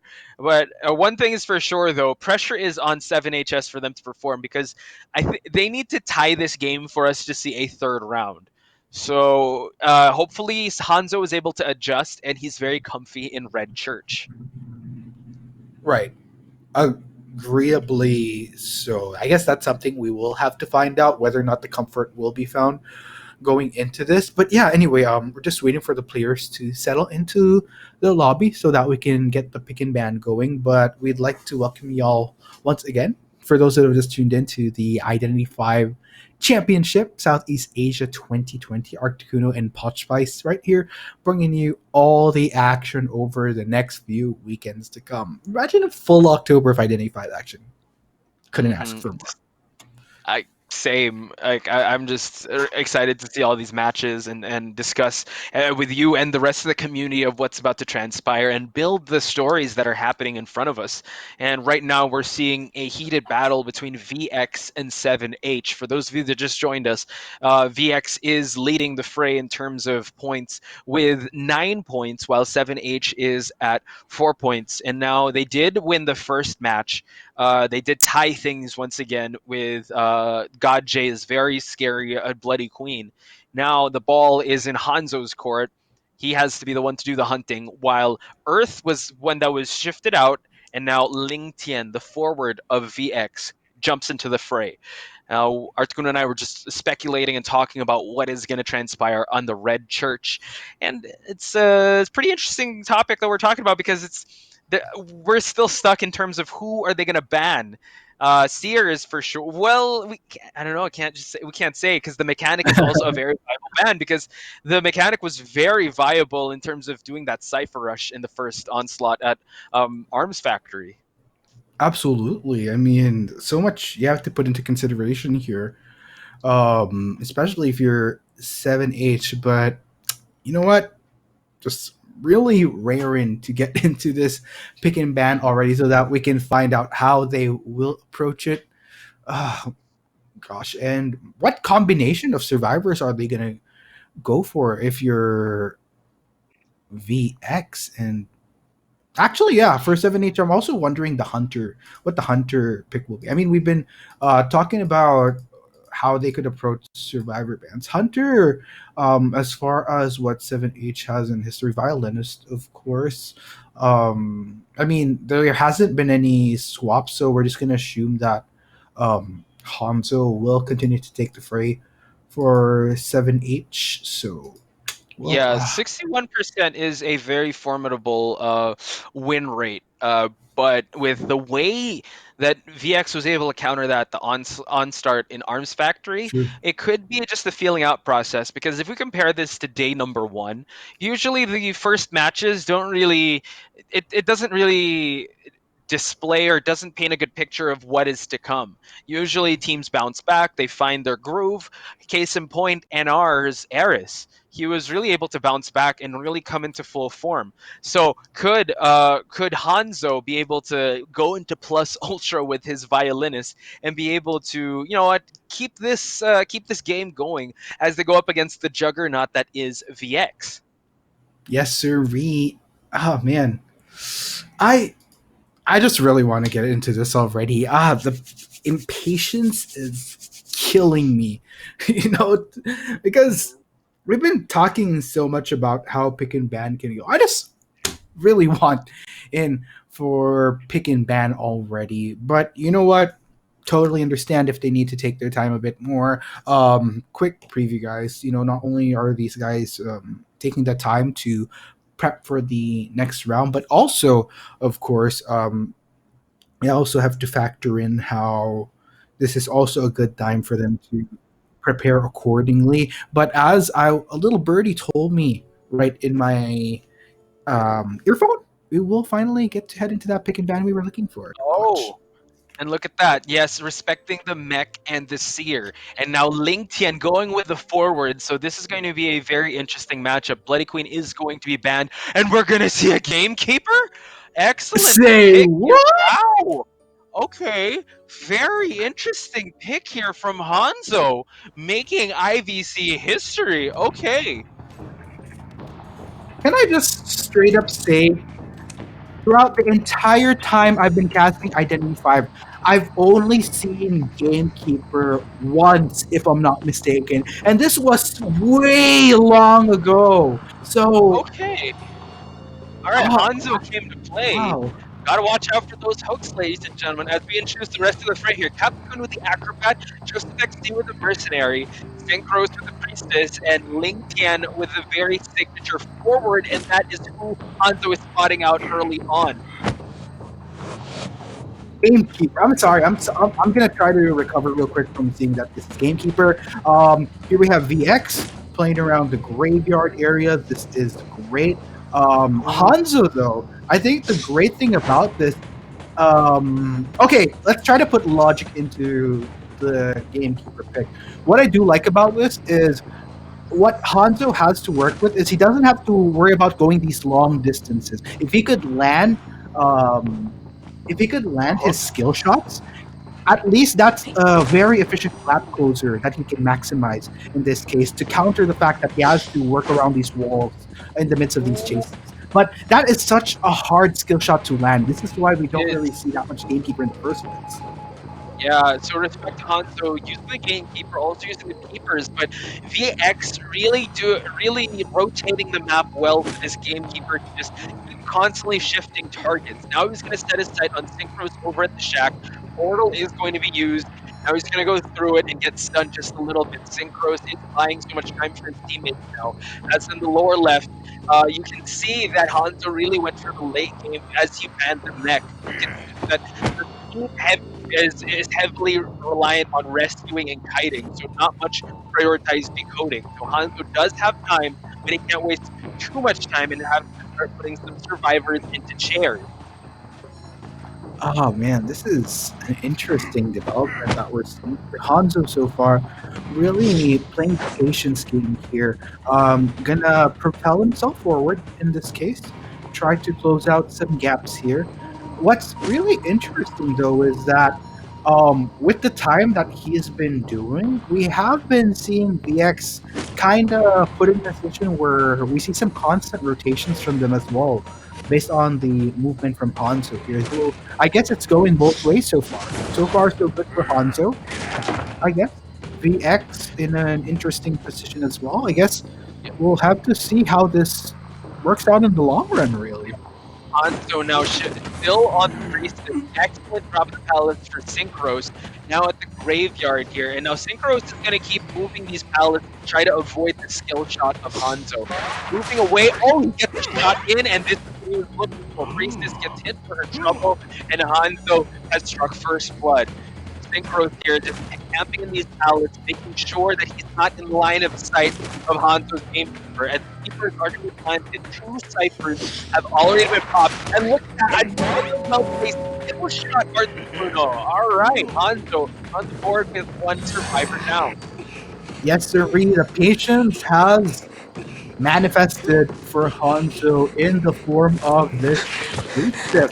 But take note. Let's go ahead and compare what happened in round two.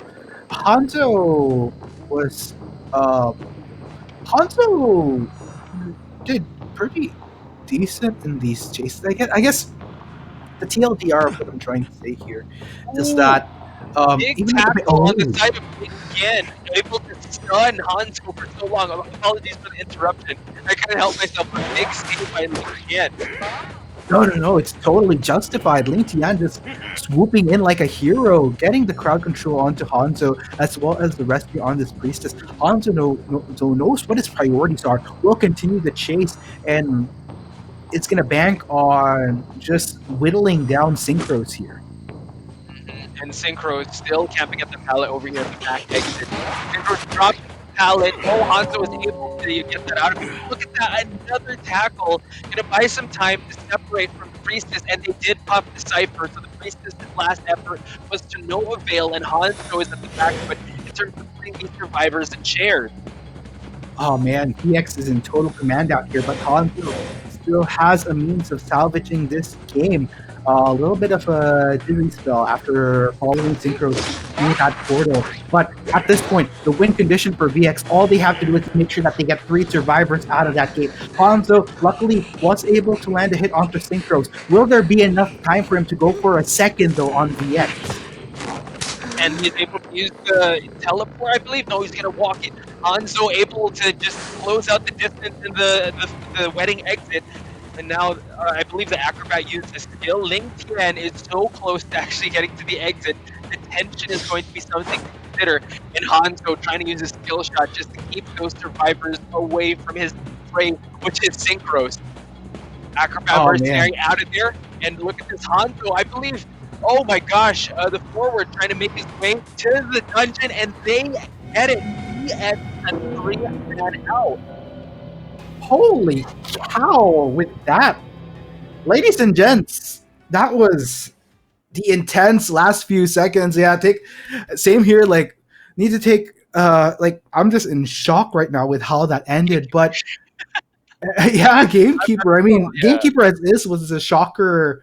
Was the pick in itself was a shock factor, and just how that game played out. But you know what, Poch? At the end of the day, with the shock subsiding, we have our game one winner. Congratulations, VX. Hmm. Again, a very convincing victory, but kudos as well to 7H for holding their own out there for game one, Hmm. going up against VX. That's definitely quite the game. But yeah, great way to Yeah. start day two, Poch, for that's for sure. I would say that the one of the factors that led to the victory of VX was that switch of Ling Tian.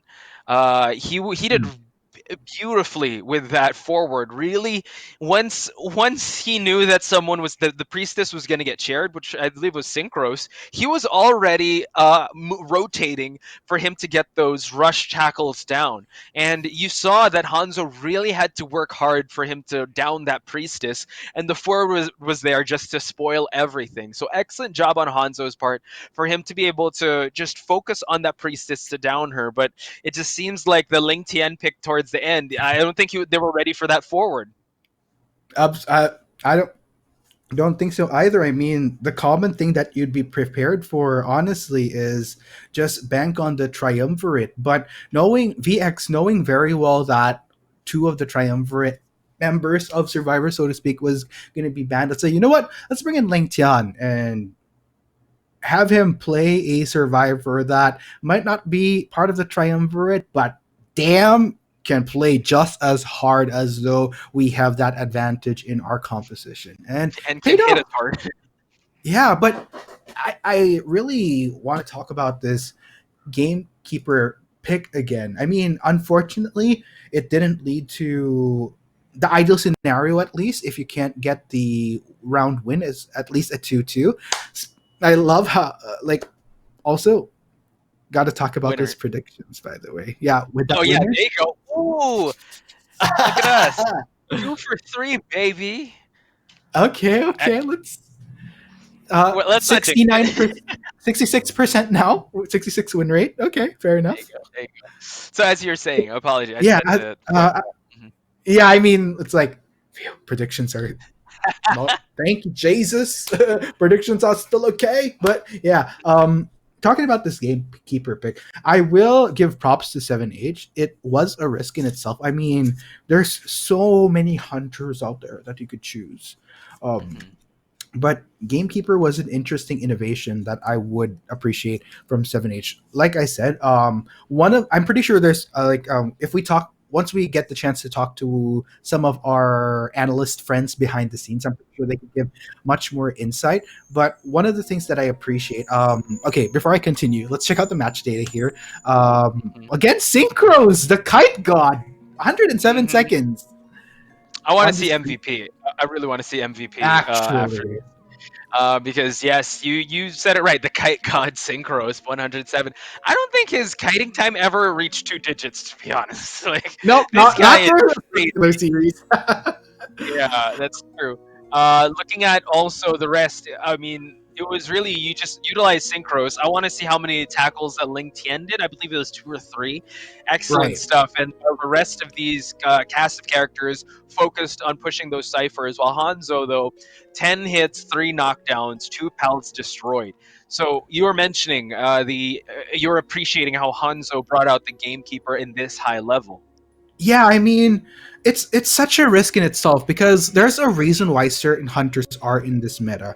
I do kind of like the creativity with knowing very well that survivors are going to be maximizing the graveyard um as their kiting grounds, so to speak, to Hmm. keep Hanzo preoccupied.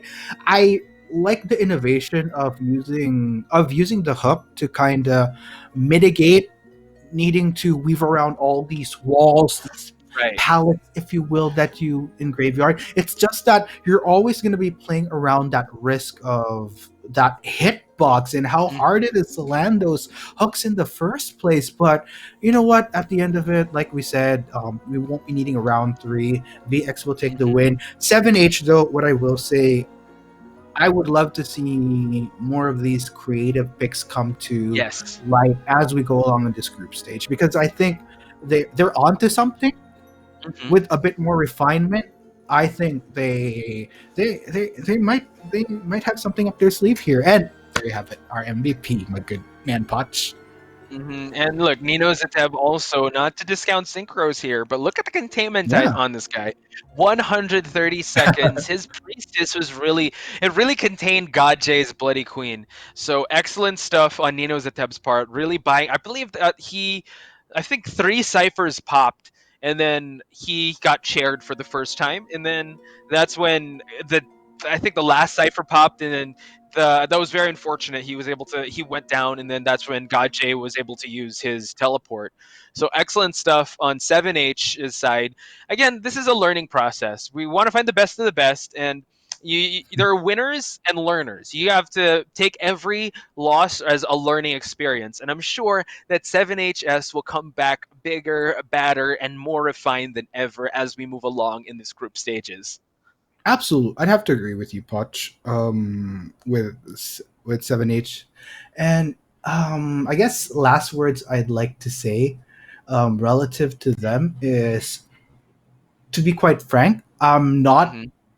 sad for them. If anything, I am actually excited for them because of the Hmm. promise that we're seeing. Um, Right.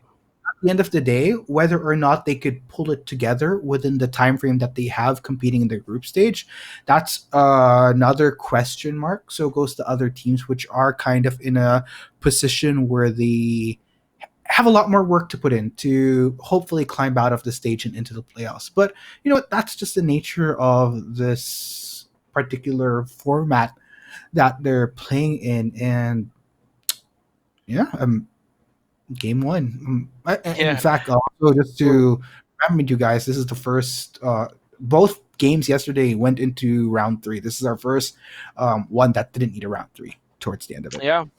And as you're mentioning about 7HS, they ne- they needed well, I feel like Hanzo had to try out this gamekeeper and these things. They have to make these choices for them to be able to learn, especially going up against a very formidable team that is VX. They're coming out of this much better because they're able to learn from the best in this high level or high stakes situation, and on a big stage there's nowhere to go but up from here, especially in the group stages. After facing one of the formidable teams, all right, now we're checked with that. Let's move on to the next match, and that's the next thing that they have to focus on. So kudos to 7H. The victory goes to VX, and you know what? Synchros and GodJ, pretty good acquisitions on the side of VX. Oh yeah, really, really great acquisitions. That actually reminds me, Hmm. question as to whether or not we are looking at a potentially improved VX. I mean, we only have one game to work off of as far as sample size to come to a conclusion with that. But so far so good, I will say. So far so good with this particular combination. Yeah, especially with the way the teams were able to just coordinate with each other, especially just highlighting that moment with Synchros buying so much time, and then once he fell down, Ling Tian was right there for the rescue in terms of going for that tackle. The acrobat was. I don't. It wasn't seen on screen, but once the gamekeeper teleported to the red carpet exit, the gamekeeper was on fire, meaning that the acrobat already threw down something for him to really hamper his movement. And Ling Tian, knowing his role, is able to go for that dungeon exit. So it seems like the chemistry is there, and any questions on how they're able to work as a team, I'm pretty sure have been answered today. Oh yeah, without a doubt, Potch. So yeah, that has been our game one, guys. In a while, of course. We will be checking out how game two plays out as a quick recap of what we have in store for y'all today as far as schedule. That was VX versus 7 High. Later on, we'll have Destiny versus OSM, another game to look forward to. And towards the end of day two, we'll finally have some points to work with across all of the teams of which would have officially gotten the opportunity to play all of their first games in the group stage for IVC. We're definitely graduating from the freshman table and moving on to more chunky numbers for us to work with and make our predictions more sustainable, I would say. I don't know. I'm really nervous. I'm always nervous giving predictions. It's so scary because at these, I'm sure players would be like, we want to go beyond it. I mean, yesterday was actually a great. I was happy that we were proven wrong with NR being able to with that type of performance by Aris and Dylan and of everyone else from NR. So coming into this next match, I'm really interested to see what DT and OSM have to bring to the table, because 7H and VX really brought the matches to everyone at home watching, and VX is quite honestly like one of the best teams out there, and I'm pretty sure that everyone is looking at them now and studying their every movement and how to counter that. Yeah, definitely. I mean, it's interesting that they bring that up, by the way, Putch, because not only do we have our game ones finished, but it's also information for all of these teams to look out on for their future games. So some material to work with for sure. That's good. That's good. You want to plan ahead in the IVC, and with that planning, hopefully we see better results, especially from the teams that are looking to get their first win in this tournament. And For the it's a weird thing to be excited about, but I'm excited to see these numbers. I'm excited for this IVC to get bigger and have more years in them, so that we'll tell the tale of how we witnessed Ling Tian with that forward, or Eris with that that crazy violinist he had, and that really helps the community of Identity 5. So I said it, time and time again. It's always a great time to be Identity 5 fan, especially with formats like the IVC coming to the Southeast Asia region, wherein now you can just be your region could be highlighted, and who knows? Like we were mentioning yesterday that there are these new players that are just getting into the fray now, and they're just getting better as time goes by.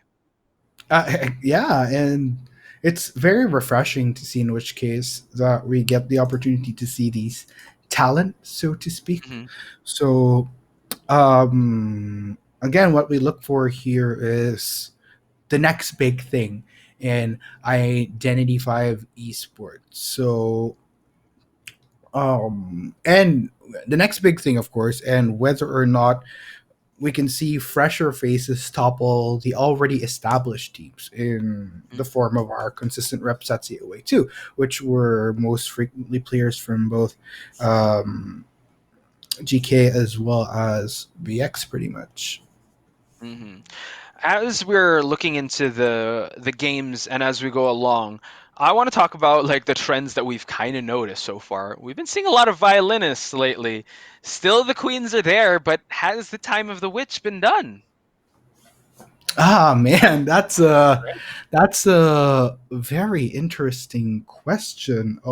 I think it just so happens that what we're looking at here, which I felt like was also a thing, back at the COA3 qualifiers, is what I noticed is at the end of the day, Southeast Asia is its own region. This is Right. where we start looking into the concept of regional biases, so we're with certain picks, and I feel that Southeast Asia is still in that mindset where whichever works for them in terms of signatures or preferences, they would much lean towards that as opposed to needing to adjust, just straight off stick with prime meta picks, which Hmm. is something that we see that is much more prevalent in regions like China, for example. Yes.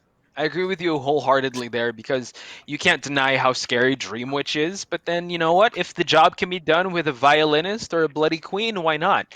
It is, well, in the past 2 days, we've been seeing a lot of musicians lately and a lot of notes being thrown around the map. So it's safe to say that, Vio is a very prioritized pick in this IVC tournament, but only time will tell.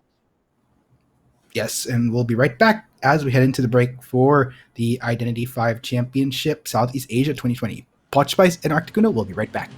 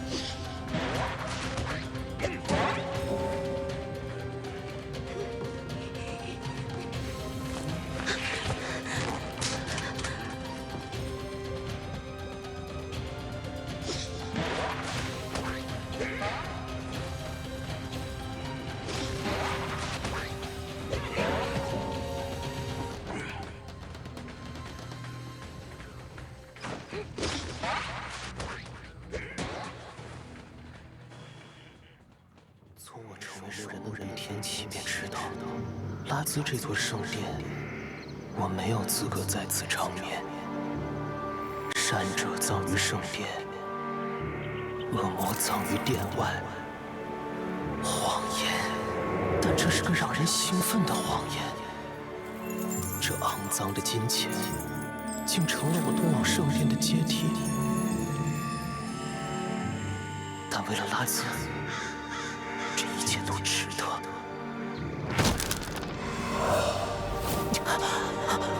这该死的光，我察觉到了这些肮脏灵魂的恐惧。怪物，是我，还是他们？可笑！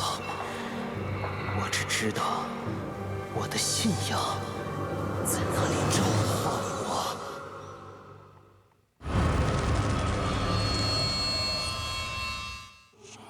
幻想是妄想的雕塑台，妄想却成了刺入艺术家心脏的雕刻刀。雕像被刻刀塑造成像，它却被刻刀一次次地划伤。当无畏试探时，却发现自己普通的不能再普通。当你展现出才华，却又深秋隆重。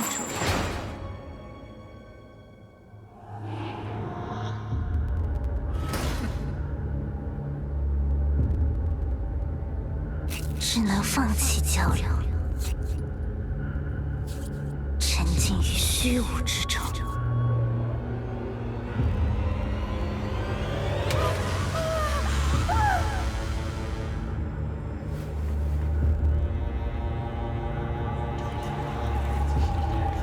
直到那冰冷的杰作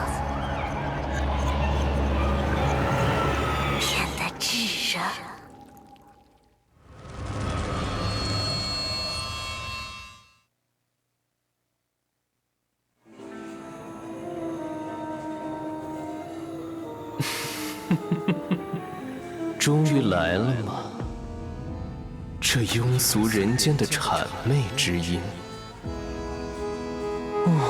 误入歧途的孩子，就该再度接受我们的洗礼。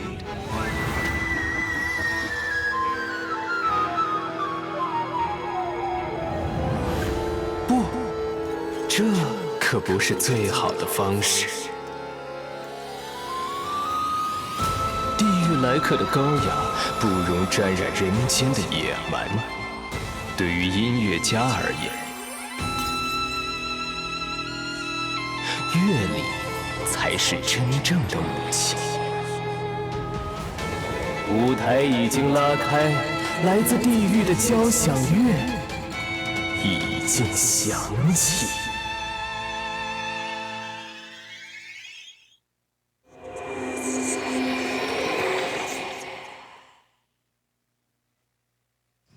信仰之于部落，就如同灵魂之于人，而巫女理应是这份信仰的守护者。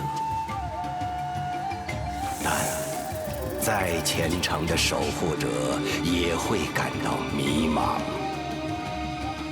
尤其是当那位探险家出现在丛林之后。对于葵来说，比起密林的宝藏，更令他着迷的是这里掩藏着的真相。而另一边，新任巫女在成年之夜选择了与前任相同的命运，艰险疑问接踵而至，探寻的道路仿佛是命运的一场玩笑。不知是巧合还是早已注定，真相远比想象的要离奇。毕竟，背弃神明的人，总是要付出代价的。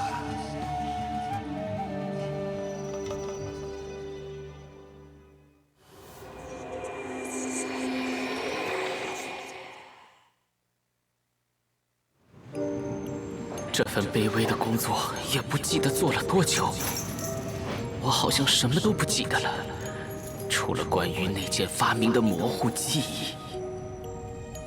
初次相见就已经确定，除了它，我再也不会喜欢别的事物了。要知道，拥有自己的发明，那种感觉真是太美好了。想法是错的，直到电流直击大脑，我仍然没有找到这个答案。他死了，但谁又能保证下一个不会是我呢？后来，有人帮我脱了罪，但侥幸逃生或许更糟糕。那伟大的发明依旧无法完成，直到那封信的出现，我相信。它会让一切继续。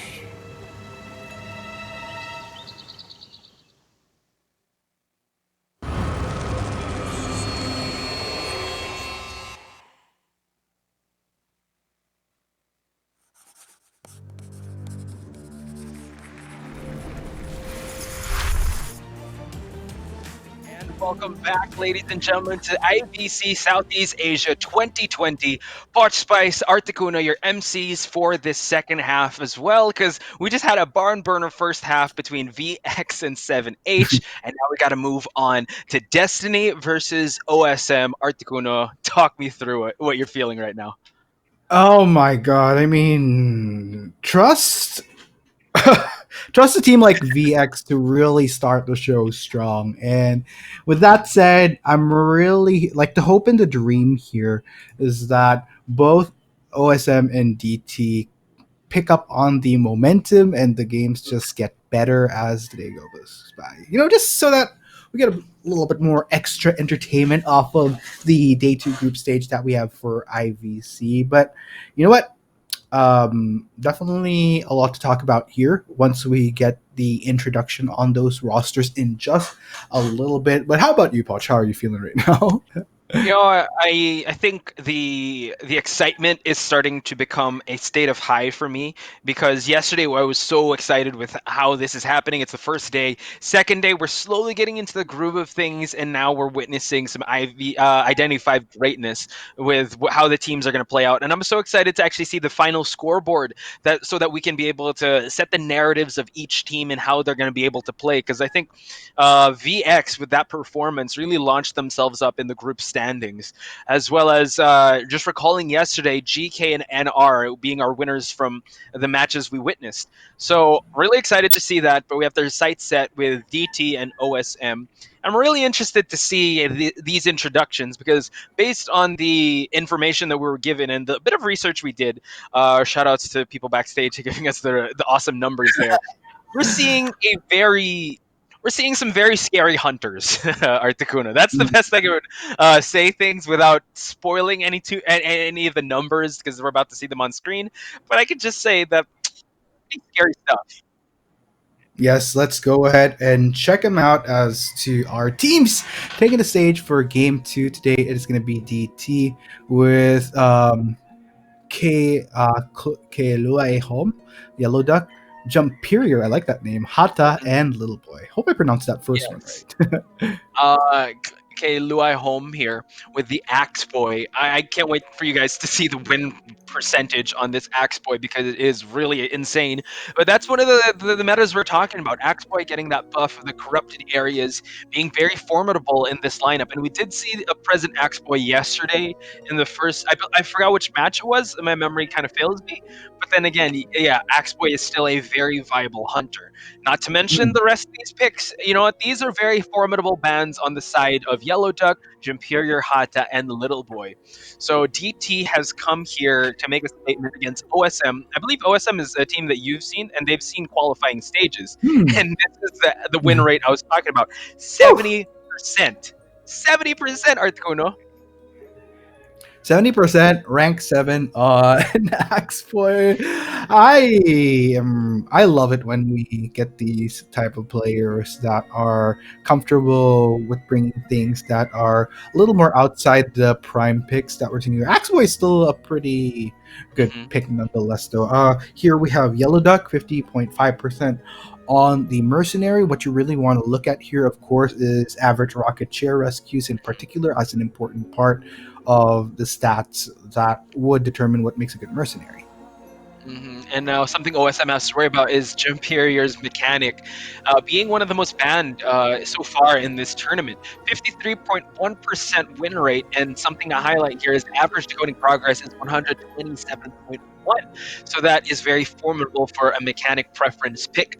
Moving over to Hara with the Seer, owl average blocks is 0.83, which may seem like a questionable number, but also note that it does extend the kiting time as you see in the previous days. Mm. Moving on to Little Boy, Perfumer, 55.6% win rate, and average containment time, it's a minute, 61 point, et cetera, seconds. So, but I just, that Axe Boy though, very scary numbers. Yeah, I think as far as what we're going to be looking at from DT, Hunter will be a huge factor that Hmm. will hopefully propel their points going into this best of three. I mean, we have seen these sets where a lot of the, especially a lot of the more crucial matches that we've had sometimes in the COA, survivors that have a hard time on both ends really comes down to the what I'm trying to get at here too, Leo, is like Hunter's making the bigger factor in terms of the points Yes. raked up for each side here. So I think based on the stats that we have for DT, this could prove to be the same circumstance that they're playing around. But you know what? Let's go ahead and check out who they will be facing. That's another set of stats that really excited to get into. Of course, we're talking about OSM. That's another team entering our top eight that I feel some of our audience out there is interested to see with how they'll fare going Hmm. into the IVC. But yeah, we'll be checking out those stats in a teeny tiny bit. Yes, OSM seeing some qualifying stages, so I'm really interested to see those stats come into play. And as you were mentioning, yes, the hunter in these type of meta really wants to be the one to push the match in terms of getting enough points and sending survivors home, while the survivors really have to play on defense. Now, OSM, here's their lineup: Last Human, Nine Mamos, The Flash, Neru-kun, and Jacket, with a Dream Witch, Mechanic, Mercenary, Priestess, and another forward. Last Human, though, with that Dream Witch, could we see a Dream Witch for today? Not really sure, but another impressive win rate on his side, 74.5%. Average associated attacks 2.5, attack hits 8.8. These stats are off the charts, Articuno.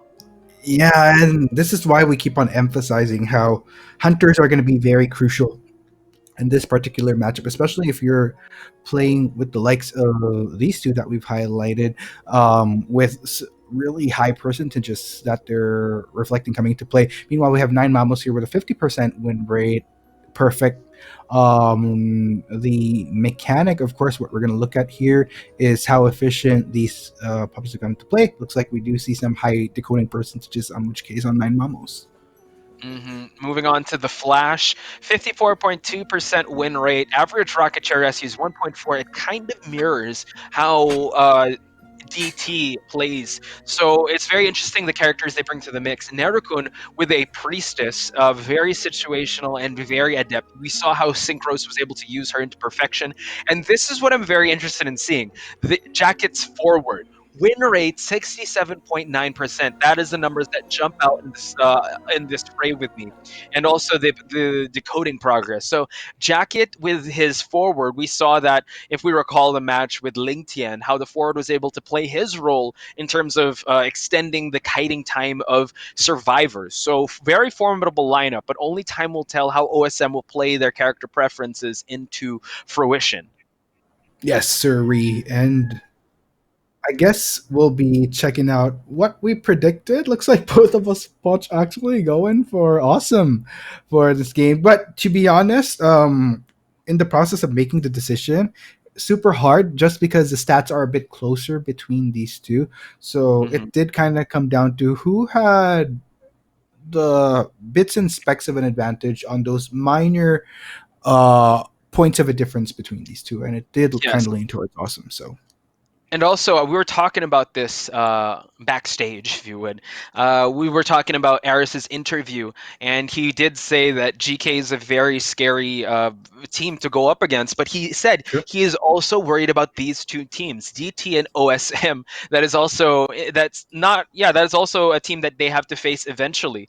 So, in coming up with the decision process like this, it was really hard because these are teams that are known and feared in the Southeast Asia community, and now they'll be facing each other at the start is a really formidable matchup, a dream matchup, if you would.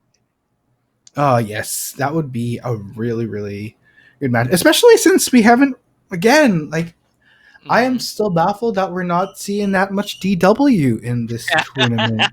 So Who knows? Southeast Asian Last meta. Human, though, Last Human, I really think that we were granted one Dream Witch match at the start, but Leo's memory is where she kind of struggled because of how spread out everyone was. So interesting to see that trend of Leo's memory being the first pick. Now we were granted Arms Factory at the start, so it changed a little bit towards the middle. I'm not sure if that's going to be the trend now in terms of map picks. What are your thoughts, or what are the map choices that you want to see? Oh man. I'm still waiting for a Lakeside, I guess. Ooh, I know Lakeside that you would have be a nice. very interesting question about Lakeside. If it happens to Yeah, show up.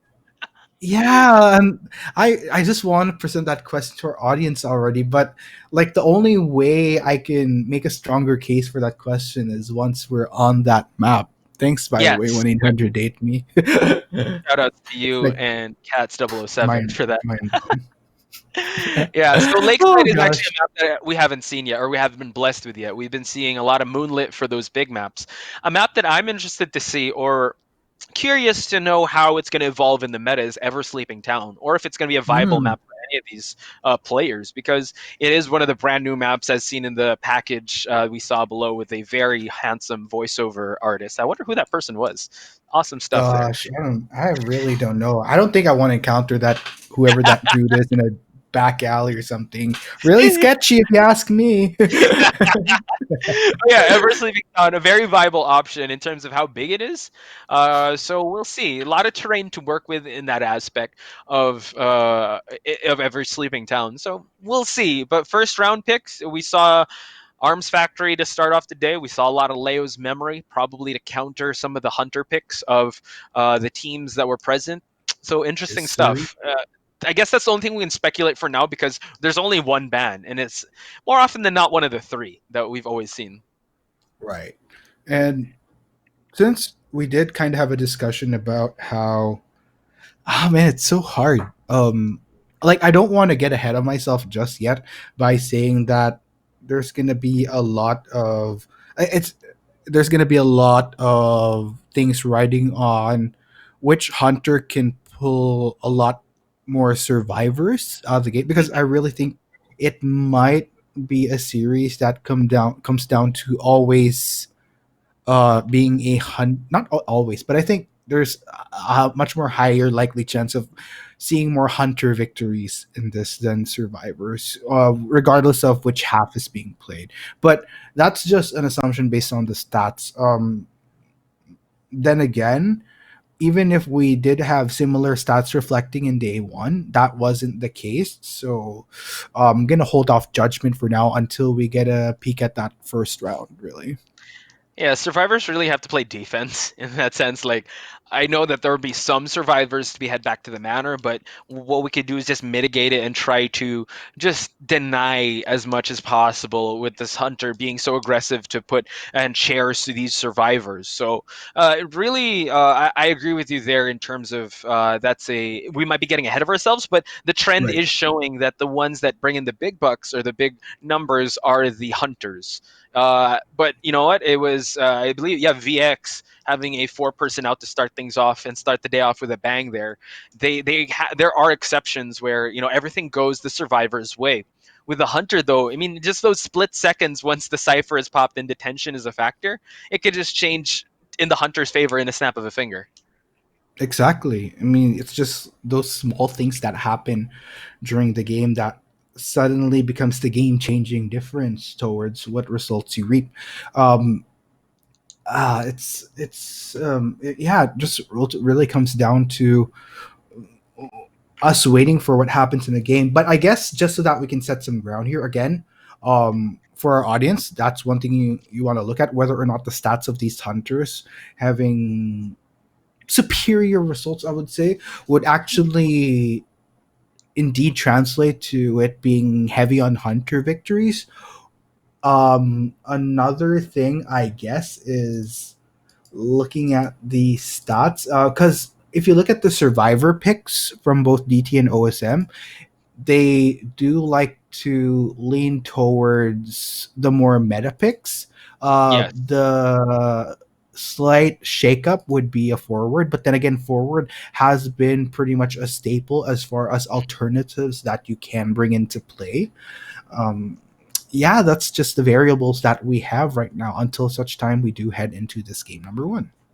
What's an interesting conversation to have is seeing how the survivors of DT and OSM play into the meta so well. So it's basically a question of how strong are their survivors, because based on the numbers presented, the hunters can hunt and they can do their job 70% of the time, and they have the 7% win rate. So I think this is a way to build up this matchup is to see how formidable and how in sync the team is uh, mitigating or just denying any survivors being sent back to the manor because of how effective the Dream Witch is of Last Human and the Axe Boy of DT's side. Yeah, gosh. Speaking of Axeboy, though, that also adds up to our discussion on how you approach bans for these hunters. Mhm. Because, again, there was this question of looking back. I mean, if you just so that we don't have to look too far, we could just look straight up at the matchup that we had earlier between VX and 7H, Mhm. where we were heavily expecting, if not the meta pick, uh, uh, if not meta pick in Dream Witcher Violinist, something a bit more nearer, safer to comfort, like a Guard 26. Um, mm, but then we had that shape up in the Gamekeeper. But you know what, Poch? We can finally put that to rest as we just head straight into the picks for our game two, first half of Mhm. round one. DT on the Yep. survivor side, OSM 100. Yep. Oh, last human will be doing the hunting, banning out the seer. We're going to see Yellow Duck with a merc, Jumperior with a mech, Little Boy with the priestess, uh, and oh my gosh, actually I just lost it because we have a Dream Witch coming out. My last human. All bets are off now, and Hata with the Gravekeeper. So a Dream Witch, last human, actually, accepting our challenge to seeing if the season of the witch is over. It is not, ladies and gentlemen. We are going to be seeing a Dream Witch now against OS survivors. Oh, against Also, DT. yeah, and what I'd like to highlight here is this is one of those rare instances where we're seeing a hunter use his signature, well, not signature, but preferred slash highest high pick of highest success. So let's see. I have a lot of high expectations here for Last Human as we head into And this. and I just also have to highlight the map. Priestess is Oh so my gosh. Little Boy, you're about to get leached, and he does, but the movement away again. The priestess shines so much in every flipping now. I'm actually really happy that we're in this map because this is the one of match I wanted to actually see it in game. Over here, moving, setting his sights now on Hata, that is the Gravekeeper over there at the cemetery area, and now still moving. Last human, just making sure he sets his marks well, and you saw that Hata did drop the pallet just in case he needs to, get to that burrow state. He can use those pallets for him to just go back and forth. Now, still focusing on the decoding. Little Boy over here, I believe Little Boy is priestess. Yeah, still working on that cipher she was working on originally. While Right. Last Human is still on the hunt to try to just mark a survivor. This is really interesting. I mean, bringing Ever Sleeping into a but you know what? We're gonna have to focus on the chase right now because it does seem that the Last Human has found to commit towards chasing down Little Boy here. But look at Little Boy go, just working around the structure beautifully, popping the portal, and nonetheless, though, luckily the flick comes in to land that first hit. Excellent use of that. And now the successful leash will be put on the priestess as she back towards the 11. But look at that.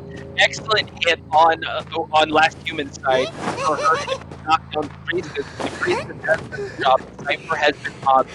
And now the Gravekeeper trying to rotate the position, trying to go for that save. But we still have Mechanic and Mercenary in the fray. But you know what? One of the scary things about Dreamwood, she's gonna leave that survivor still have presence once she's camping on that priestess. Right. And this is a really good start for Last Human, not really needing to be what's the word I'm looking for? Doesn't really have to deal with the nuisance of um, going for a prolonged chase. But luckily, the rescue does come in for DT. That did come at the cost of Mechanic taking a hit, though. But that's pretty much natural, just so that they have safer ground towards guaranteeing the priestess out of the chair. But yeah, Chase is back once again. Yeah, excellent save. So the mechanic was the one that went for the save. That was an interesting choice. Now we still have the Gravekeeper and Mercenary Tide Turners potentially. And now Last Human leashing away again at the mechanic because once the priestess is down, he does want to set her sights on that mechanic, and that is down survivors. and two ciphers. So really still anyone into the second time race their chair, all the mechanics still trying to set up. In the lower left part of the screen, Gravekeeper is trying to rotate to a better position and still top those ciphers. Now, you know what? Dream once again, it's like your mind is separated into three human beings as those leeches control these shared survivors. Yeah, I mean, there's so much multitasking that goes into this. And last human, in all fairness, I mean, has been doing fairly well. This is the reason why this is his top pick. And yeah, with two survivors now strapped to a rocket chair, this is going to be a hard response that they need to manipulate. Luckily, there are only two ciphers remaining, so they can. Wow. Wow. Good save. You see that scramble of just him just like, no way I'm getting the rescue. But look at this. Now trying to get the body block. This up, and the tide turner is in effect while the Gravekeeper is trying to do some keep away here on just pushing those objectives to clear your team now and will be reached again. So the priestess is up, but the follower is still there. And what we are talking about here, how much map presence has map like everything down. Oh my goodness, there goes last human getting the teleport, catches the wiggle on that cipher. I mean, this is a lot to deal with at this point. Luckily, does the mechanic on the rocket there. And there you go, gets a nice wackaroo jump. Imperior might be in a bit of trouble, but definitely trying to punches. Last human instantly going for that stiff. He's trying to prevent the pop on the cipher as much as possible, but still DT was able to time that beautifully as all four survivors are now up. Still a lot up in the air there. It is going to be double time here for last human as he makes the teleport. And her having teleport, she can really cover a lot of ground as she moves and tries to just be able to just block away any of them to be able to open that exit. Last human had sight set on Hata. Will try to lead him, get the successful lead, and now Hata has to be able to go into that exit gate because the tension is the factor for this hunter. Oh man, this is really interesting. So far, DT is holding out beautifully, but it's so tricky. Leech is already towards these gates. Last Hume is trying to make something of the situation. Question is, can he at least land one of these survivors? It's coming down to the wire here, though. Oh wow, did you see that? Hata was able to get on the train and able to just get out of that situation. And look, we have three people exiting, and now Hata, the Gravekeeper, is the only one left, and now the follower is right there. I just look where Hata is trying to make his way to the dungeon. Can he make it? He is so close, and then he's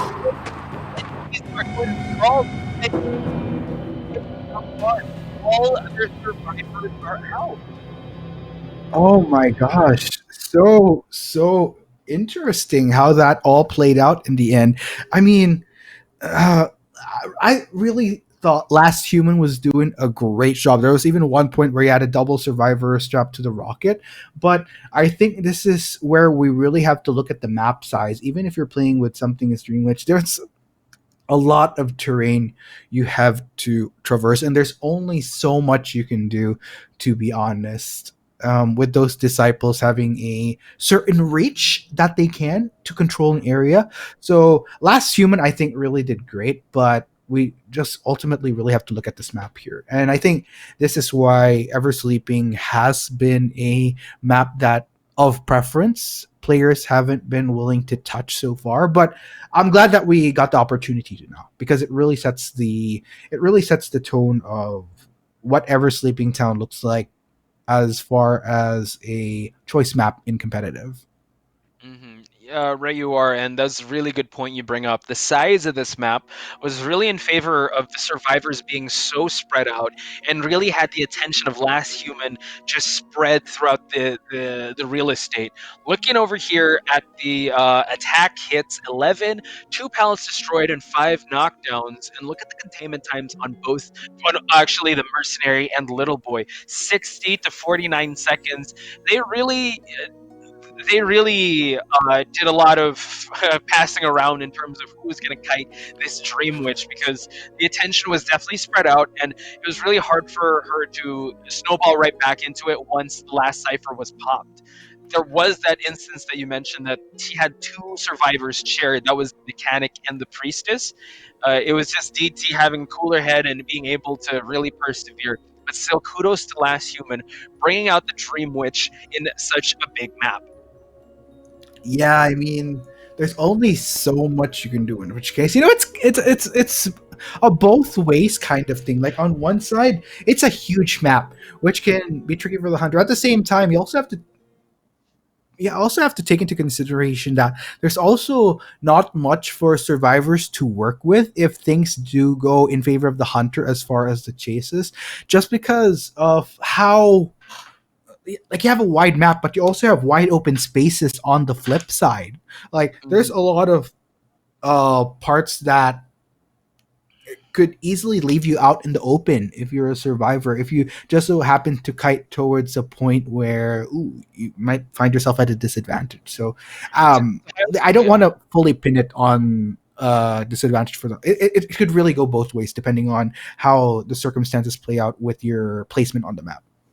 Yeah, to highlight that point, just there are some structures to work with. You saw the Gravekeeper using those pallets to his advantage, but once those pallets are broken, that's when you're caught with your pants down, figuratively, in terms of how we another area. So that is a good point you bring up because it can work in both ways. It can work to the advantage of the hunter in terms of as these survivors are transitional kiting, they can snipe them out. Or it can also work to the hunter's detriment because of how spread out everyone is and the cipher placement. And you saw how far the exit gate was. Even though she had teleport, you know what? She was focusing on the Gravekeeper, but then the Gravekeeper was able to get on that tram and he was able to just get out of there. I was actually really surprised because whenever I play in that map, I usually get hit by that tram. Ooh. You know what kind of piques my curiosity now, Potch, is because of the I don't want to say complications, but just because we already have an inkling of how things can play out for Southeast Asia when playing on this particular map. There's that question as to whether or not DT's hunter can maybe have better circumstances for himself, I guess, by at least taking down one survivor. Because I really thought that the last human had some great stuff going on. Mm, Um, like sure. it did seem like he had a certain degree of control earlier on, but it really became, well, the complications just started to arise towards those last moments. Yes. In terms of hunters that DT would bring to the table being the Axe Boy. I have a feeling that Axe Boy would shine a little more in terms of his toolkit because the Dream Witch does shine, but it's just that it's so spread out. So if your survivors are really separate from each other, your followers are gonna have a hard time trying to just patrol everyone. But the Axe Boy with his projectiles, with his corrupted areas, and that restful road for him to really close out the distance really fast, it might favor DT, and this map might be in favor of that Axe Boy. Not to mention also, not to discount OSM, because OSM will be the ones doing the surviving now. And you know what? With only one banned survivor, and you have a merc in there or a mechanic, possibly even the seer, we're only banning one. It could go any which way, and that's the beauty of Identity 5, I believe. Oh yeah, definitely. So I guess with that said, there's gonna be a lot. I think what our audience should look out for is how the hunter will respond to, I guess, most crucially, the late game, because I think it's based on what we saw earlier. It's super important if you could nail a survivor right off the bat. Like Hmm. if it reaches a point where you couldn't really nail one earlier on, I think, yeah, it just really spelled complications for our boy, the last human here, come those latter parts. So, proactivity is key. Proactivity towards an early rocket back to the mansion will be key. The manner, rather, um, for this particular second half, I think, if you want to see the pattern shatter, I guess, Hmm. in comparison to the first half. interesting that you bring up like getting the chase down pat at the start and the onset, because if we recall what was going on with Last Human, he was having his attention diverted.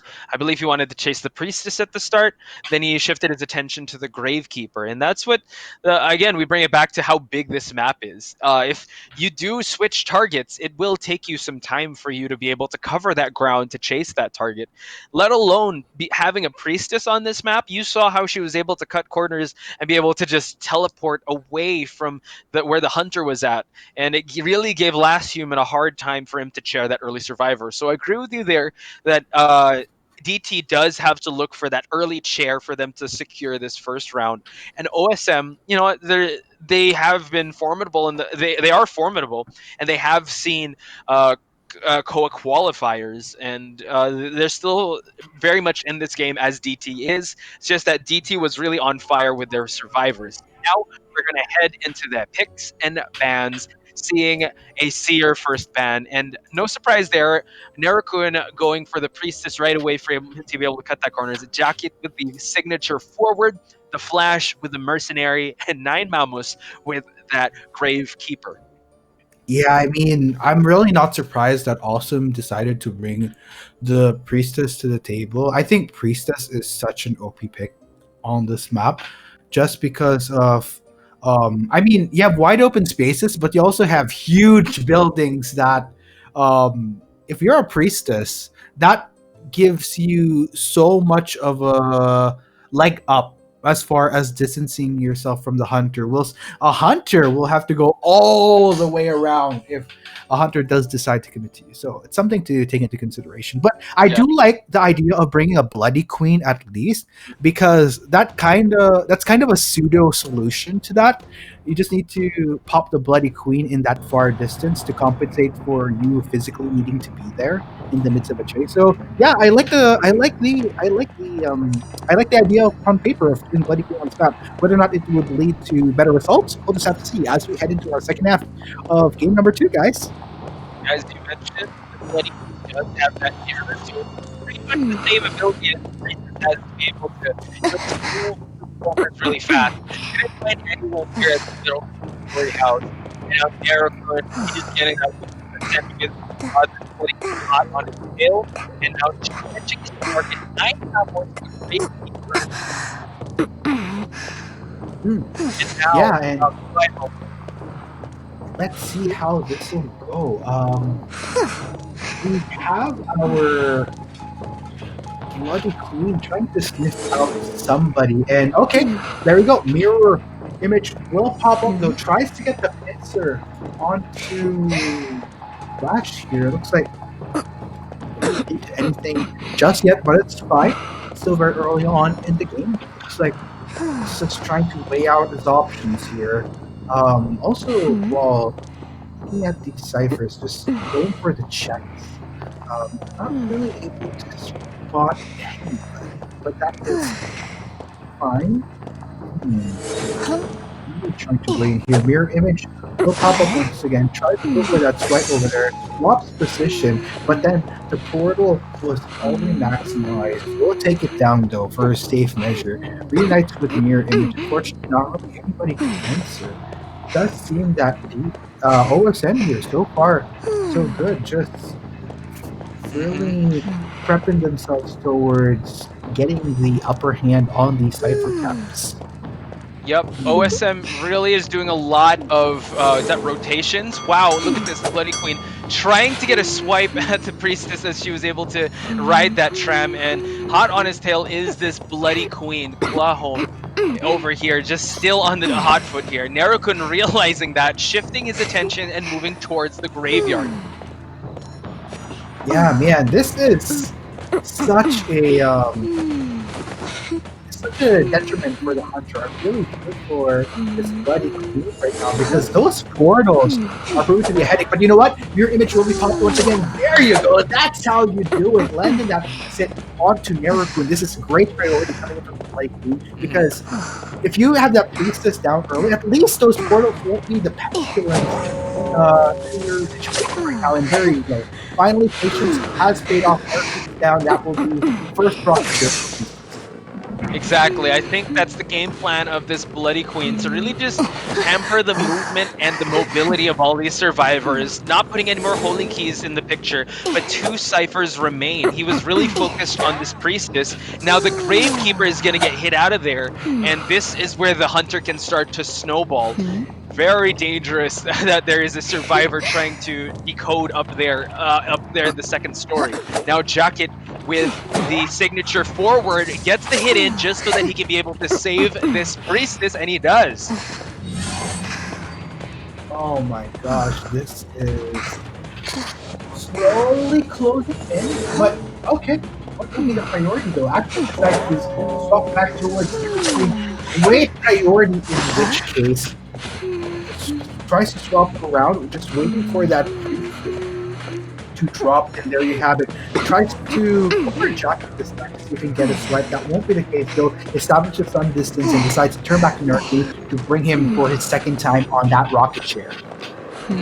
Yeah, it was actually great that Clyhome was able to just swat away the forward so that he won't be able to knock him down once he picks up the priestess. But then that forward is hot on the tail, but he leaves the area of the graveyard. One cipher remaining. So will they go for the rescue, or will they just try to get that 3-man out? Because you know what, the Bloody Queen did get basement. Oh man, it's very interesting though, because as far as the round win, this could make the biggest difference. All the team needs is one survivor out of this game in order to have this round one win. But it does look like they managed to salvage that priestess, so gotta be careful. Last effort will come in. How is that cipher going? It is ready for the pop though. Question is, at what point do they want to go for it? Yeah, that's true. A very tough spot. They go for it while Nerikun is still hot on the tail of this Bloody Queen. Excellent portal usage, but Nine Mamos is about to run into them.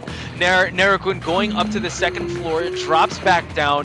Cloyholm still determined to get this priestess back on that rocket chair and get at least one survivor down. An excellent use of the mirror image, and the priestess goes down. Oh my gosh, this is great for DT.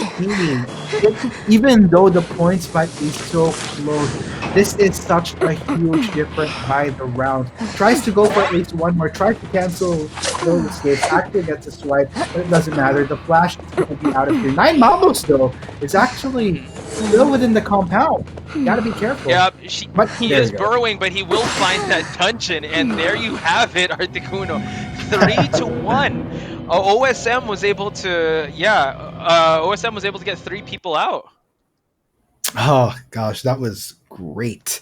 3 people.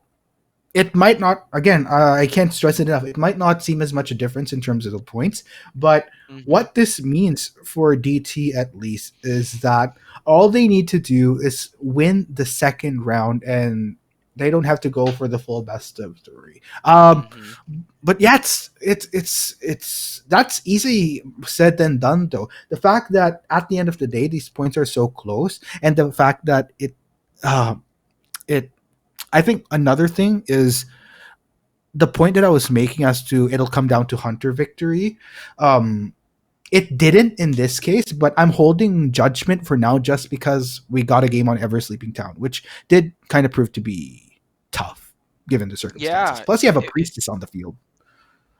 True. It was a very scary chase at the start, and especially at the end. But you know, it was just the forward being there to just hamper the Bloody Queen, and the priestess again. It just shows that her being on this map is undeniably strong for the survivors team because of how she's able to move around and really able to evade the shots of the Bloody Queen. Even though we did present to the audience that the Bloody Queen does shine in this map too because of how she's able to close that distance. Then the time was just bought so much by that priestess, and just the 3-1 victory on OSM's part. But moving on to that second match, DT just needs to sustain this type of performance for them to be able to move on to, with better points in this group stage. Yes, sirree. And oh man, quite the precarious situation. In which case, Going into this one, I'm kind of wondering what the map selection will look like this time around, because the fact that Ever Sleeping was the first, I mean, it's at the bottom of the barrel as far as what the map preference has been. Now we're in a scenario where you have all these more common picks up in the Right. open. Question is, are they going to lean towards that, or are we going to see something that's a little bit more bottom of the barrel again as far as the data that we've been seeing? But you know what? Let's go ahead and check out the match data right here. Really, really good effort here coming in from DT's Hunter. And can't really, the stats really don't lie. I mean, since Nerukun took the brute of keeping this hunter busy, just left so much room for the rest of them to focus on decoding, as we see in these percentages. Yeah, looking at 61 seconds, it really bought so much time for the team just to pop those ciphers. And mind you, that the forward mercenary and gravekeeper aren't the best decoders. So Nerakud really bought so much time for them to be able to push those objectives and for them to get that escape. So kudos to Nerakun for him to take the brute force of this Bloody Queen, because Bloody Queen's attacks and portals are not one to be overlooked. Yes, sir. So, okay, now let's go ahead and talk about the match results here. As you said, it pushes DT into a huge advantage because we're looking at a 6-3. So there's that 3 point difference. Not to mention they have a round one win. Best performance will be going. Congratulations, Yellow Duck. I think what's interesting about this is it's a bit harder to pinpoint an MVP for this one. Yes, that's for sure. Yellow Duck not only having decoding progress, hunter containment time, but he was able to get 3 rescues. So that is a feat on its own, and I'm pretty sure that's the best. I think that was granted for him to be MVP there. So congratulations to DT Yellow Duck. It's 6-3 as we head on to the second round, and I'm really interested to see how OSM will be able to extend their life and be able to push for that third round, because all the cards are on DT's table right now, 6-3. Not too far of a lead, but all they have to do is, yeah, just win this second round and be able to, just duplicate their performance and be able to for them to move on with great standings in this group stage. Truly, truly. And oh man, like as much as I want to gather data from this first game, it's just it's not the best it's not the best test subject to get a sample size of in order to kind of predict what's going to happen moving forward, because it's such a there's a lot of anomalies isn't quite the right word, but there's a lot of calculations that could just generally go off, since I just keep on going back at it because of the map.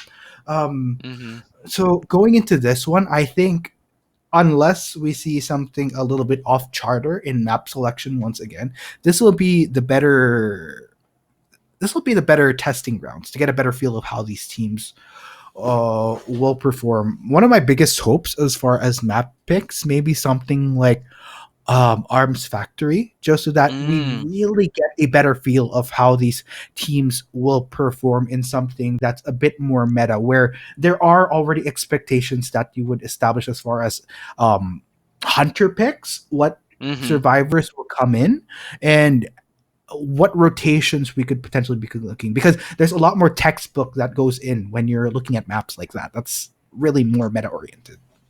Yeah, for sure, because Ever Sleeping Town just got into competitive scene recently. This is probably the first and biggest stage that we've seen it in. And yes, you can actually say that if we shift over to Arms Factory, it's a more seasoned and it's a more seen stage. So this is one of the better places to actually gauge how these teams are going to perform, especially how compact it is.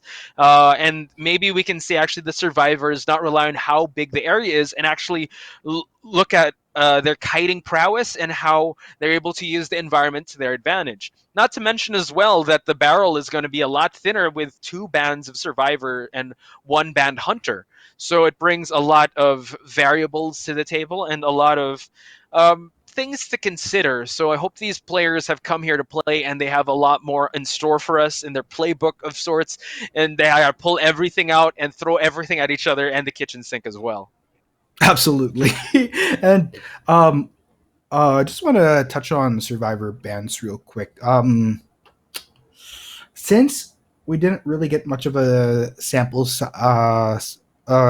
decent sample size of our game one, I think the safer route that we're looking at is the more expected emphasis on two bans towards any one of the survivors in the triumvirate. Again, the only reason I could see any shakeups towards this is if we lean towards a map that does call for a different survivor that would do better, such as what we saw being a priestess on Ever Sleeping, because we saw how priestess was such a pestilence towards the hunter that was playing, because you have those portals and again the terrain that you have to traverse when you do get when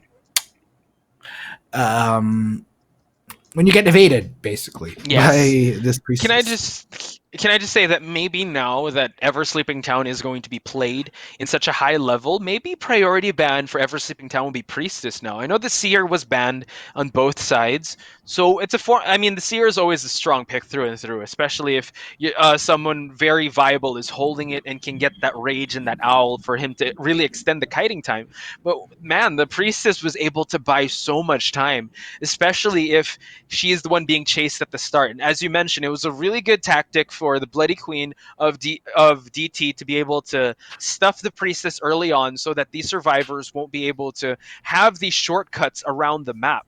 So as we're going along in this, ladies and gentlemen, maybe that we're also learning along with the players in terms of how to deal with certain situations and certain matchups.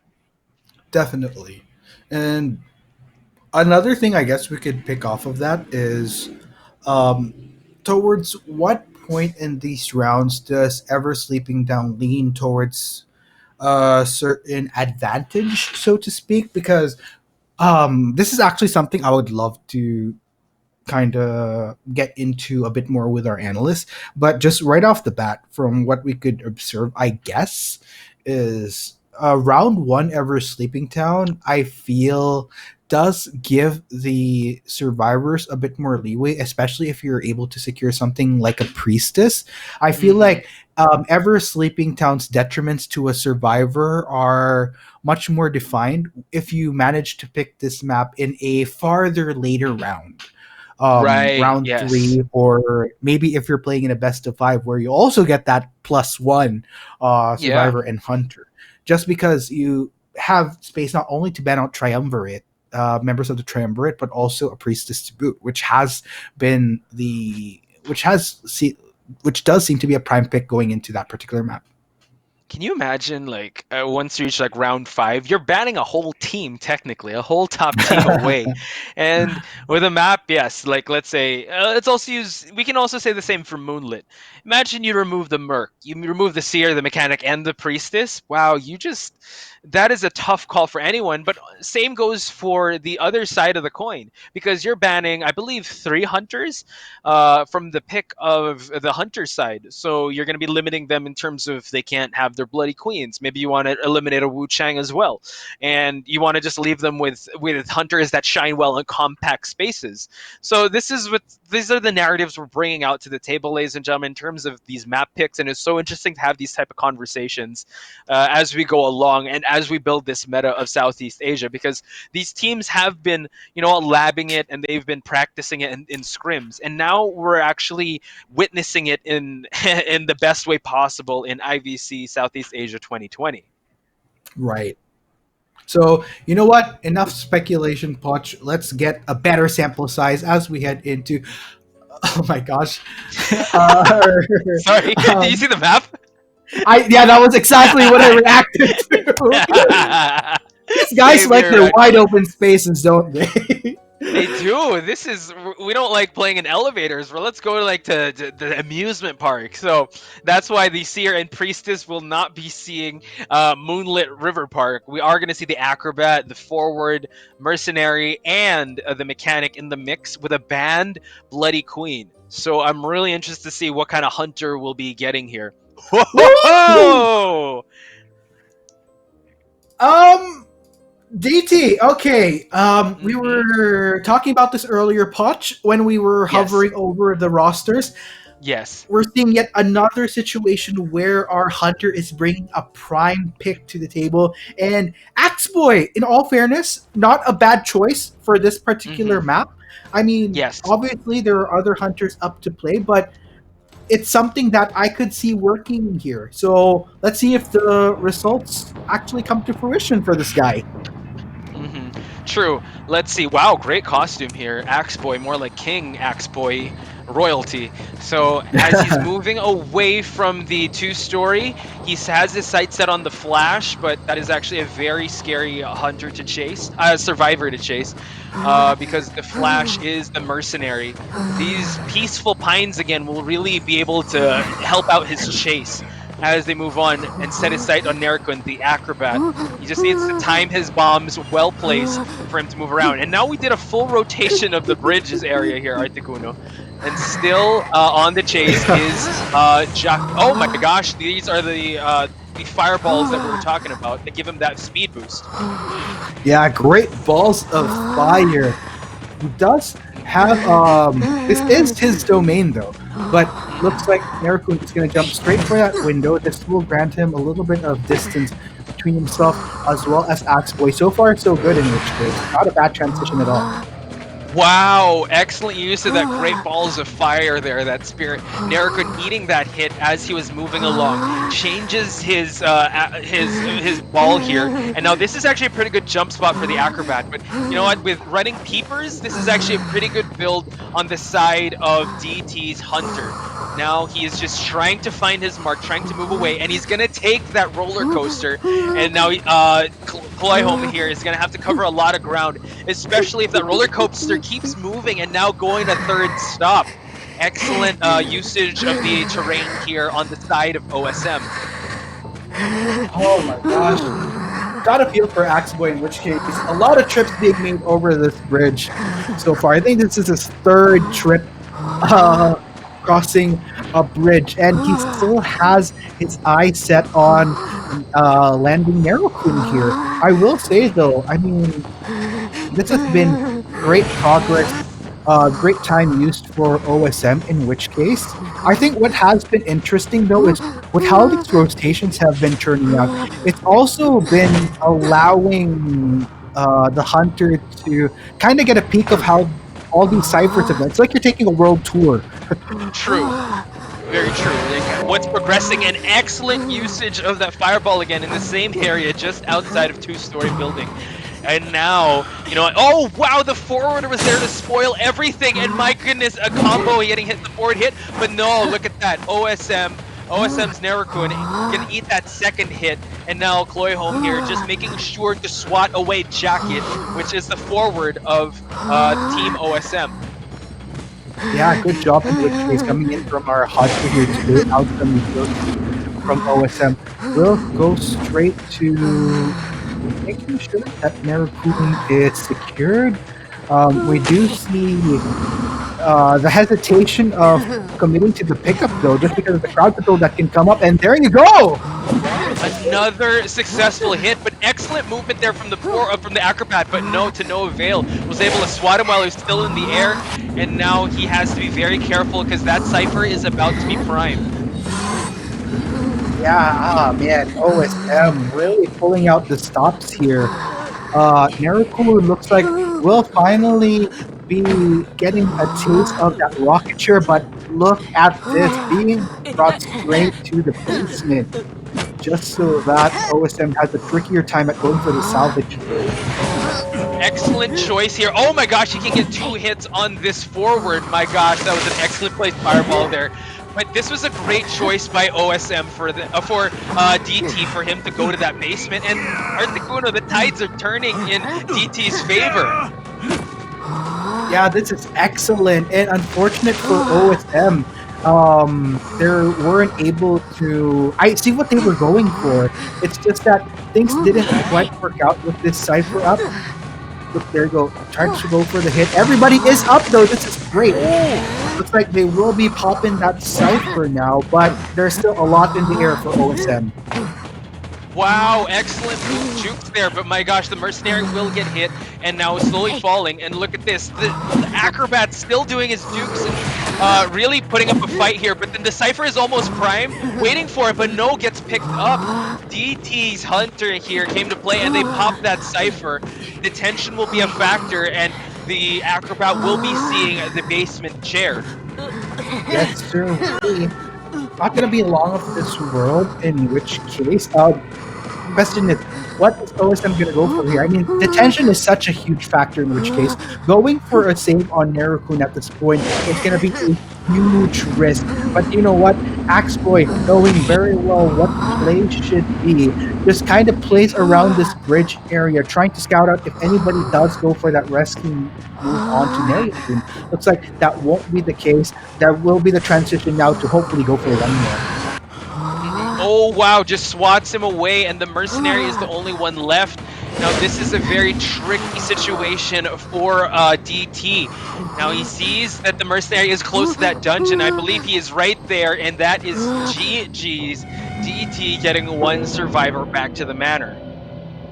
Yes, sir. Ring 1 point once again going into the pocket DT, in which case, but I will say that it is definitely better than nothing. All, and not to mention that all they have to do once again is make sure that they come up on the better end in order to just secure this best of three. Yeah, for sure. And we did agree with the Axe Boy pick. It was, again, I think the crucial moment to highlight here was when he got the acrobat down into the basement. But then after that, the forward was sniped out by the fireball and he was able to get chaired. So we had two survivors in a chair, but then that mercenary was there to spoil everything. Eats the hit, the tide turn is in effect, and then after that it was a chain reaction of tide turners. Then I believe the forward was the one that saved the acrobat, and then that just extended their life for the mechanic to be able to pop that cipher. So those crucial seconds were the make or break seconds for OSM and DT. And you know what? It was OSM that was able to extend their lives 3-1. Yeah, and I guess to add on to that, uh, it was a bit unfortunate that he wasn't able to get the easy takedown on Nerukun, mostly because at the moment where things were getting crucial, Jacket was already committing to commit crowd control to prevent Nerukun from going onto that rocket. I think that was great because if you didn't have a forward there, there would have been numerous instances where Nerukun could have already gone back to the manor. Like there was a Yes. huge that was a huge time frame that the forward was buying, because had it not been a forward, at some point in time, that probably could have translated to Nerukun being a third time on the rocket chair already. So True. the pieces just came together. Yeah, the forward really bullies the hunter, if you would, just really tells them to notice them and fear them because of especially in high level, that's why they're hesitant to actually pick up the survivor. And with a forward like Jacket, with I believe he has a win rate of 67.9%, that is very formidable and very effective. So I think day two we can label it as forward day with how clutch these forward rush tackles have been in terms of the survivor side. Excellent stuff on that side. And also to highlight in the game data that we just saw, the mechanic did its job. Like the mechanic didn't even see the hunter at all. I think there was a 1 second containment time because of they were already at the exit gate. So if you have a mechanic that's just doing her thing and being able to just push those objectives, you do have a limited time to hunt, especially in a big map like Moonlit where everything is so spread out. I think we called it that was their third loop around the entire map. Yeah. Oh man, got a feel for. I explain which case, but I think this preference in maps really shows that they're trying to play towards securing survivor victories, I guess, just so that the hunter always has to deal with traversing these long terrains, and it's not bad strategy. We were talking about how a lot of the superior stats that we were seeing from both teams was leaning towards hunters. So it does kind of make sense, I guess, that you would choose maps that would make it hard for these hunters to excel at what could have been an advantage for both sides. So it's True. really coming down to making sure that you give a, I wouldn't call it a handicap, but you choose maps that are much more advantageous towards your survivors as opposed to your trump cards. That's actually not bad strategy if you think about it. Let me throw this at you, Articuno. You ready? What if we reach a third round, we go Lakeside Village? Oh my We god. get all the big maps today. And that would Oh, really show that they really respect that the hunters with very compact play styles would really I mean those big maps would give, as you mentioned, give the advantage toward the survivors. I'm getting a little ahead of myself, but that's just something that made me chuckle a little bit, because if we go, I hope. oh wow, Ever Sleeping Town, Moonlit River, and we go to Lakeside, I think that's one for the books for IVC history in terms of the big maps that are being present in a high level. But you know what? We got to go back into the match that is going to be ahead of us. That is OSM. OSM is going to be the one doing the hunting this time in Moonlit River. So, what do you think, or what can we expect, or what do you think we're supposed to expect in this matchup coming up? I mean, I think first things first, the question is whether or not they're going to just default to a Dream Witch ban. At least for Mm. the Hunter side. My chair just sank all of a sudden, which is why I like sitting. That's how intense it is. The gravity of the situation is weighing upon us now. Exactly. But yeah, that's a one question. Are we going to see a Dream Witch ban? Um, because I highly doubt that we're going to be seeing a priestess let through again in this case, since we Mm, are playing on Moonlit River Park. I don't know right. why I'm pushing towards this, by the way. That owl is needed by the survivors. Yeah, it's like I'm praying to this owl right now. But yeah, a second thing I guess is okay. Hunter pick number one. Yeah, Hunter and ban with or that pick? Okay. Hunter ban, what the pick Mhm. is going to be as well, because Okay. Because I have a feeling we're going to see a for sure Bloody Queen ban. Because Bloody Queen hmm, shines so well in this map. The right. second ban, will they respect Last Human's Dream Witch? Hmm. Because I mean, they were able to counter it in Ever Sleeping Town, but that's the thing. They had a full roster of survivors. I believe the Seer was the only one banned, but rest assured, all bets are off when the Priestess is going to be banned in this map. So we'll see, because another potential pick that we haven't talked about that much and we saw yesterday was a Wu Chang. Right. Hmm. Yeah, With this actually, Wu yeah. Chang. Hmm. Um, but then, okay, it's a good thing to bring it up. Why don't we talk about the advantages and disadvantages of if we do see a Wu Chang Hmm. come Okay. into play? Right off the bat, there's the need to make sure that you ace the early game. Yes. And that is kind of tricky because acing the early game as is specifically on uh, Moonlit River Park is a gamble from what we Hmm. saw. So, but I guess TLDR of it, high risk, high reward, if it's Yes. an option that they're willing to consider. Yeah, because a fully fed Wu Chang on Moonlit is very scary. So if we're gonna like entertain this conversation in terms of a Wu Chang possibility in this big map, which you can see on paper is pretty good because of his teleports, but he has to be fully fed. And what we've been seeing with the trend of this match is that these survivors can really contain the hunters for quite a while. We saw how they played it to perfection at the first round, and even on a big map. And now we saw how the acrobat was able to just parade around Moonlit and give Axeboy a tour of like the 2 story and just move all around to first stop. So it's very interesting, and I think that's the balance of Wu Chang, as all things should be. He can't just have all these amazing tools in his kit without having a caveat, and that is you have to control the early game for you to have all the tools of his bell and his soul siphon. Now, two bands. I believe the band is going to be Bloody Queen. But let's get on over to the band and pick screen as we see who we got. We're going to see a Dream Witch band. Excellent stuff. And now we're also going to see a Seer and Priestess band. Okay. So far, DT stuck straight to the remaining two of the triumvirate, being Mercenary as well as the Mechanic. We'll be wrapping up with our boy from the grave as well as a Perfumer to boot.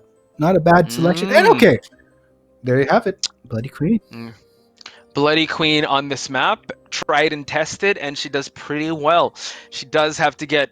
I think the way that OSM is able to extend this and win this round is if she gets an early down to that Mechanic. Because once she can control that Cypher Rush and just prioritize the rest of the team to go for that save of Jumperior, I think OSM will be able to really get all the cards on their table. Okay, as far as win condition right here, OSM needs to at least get one survivor back to the manor, just to make sure that they get the chance of a round for it. If all four survivors make out, it's game over, at least for this best of three. But you know what? We'll find out right now if Last Human can make the most of Destiny as we head into our second half of round two, or game two of the day between DT and OSM. Last Human, though, Wow. looks like trying to get some work done already with that mirror image. Excellent snipe out of the Mechanic's doll. Now Jumperior drops another doll, but Last Human just was able to catch that whiff of that Mechanic. And now Jumperior trying to just get as much distance away from that doll he just dropped. Last Human, though, waiting for that mirror cooldown to just happen for him to be able to do that pincer maneuver that we've seen so much Bloody Queens do. Now Jumperior moving to head out to first stop, but eats a hit while she transitions over to the pallets of first stop. Oh man, this is a good starter for Last Human here. Getting that pressure onto Mechanic so early on, not the pressure, a successful down, and that will be Jumperior onto the rocket chair. And unfortunately, in comparison to earlier, there's nobody that's there to really deter Jumperior from hitting. You don't have a forward to stop Last Human.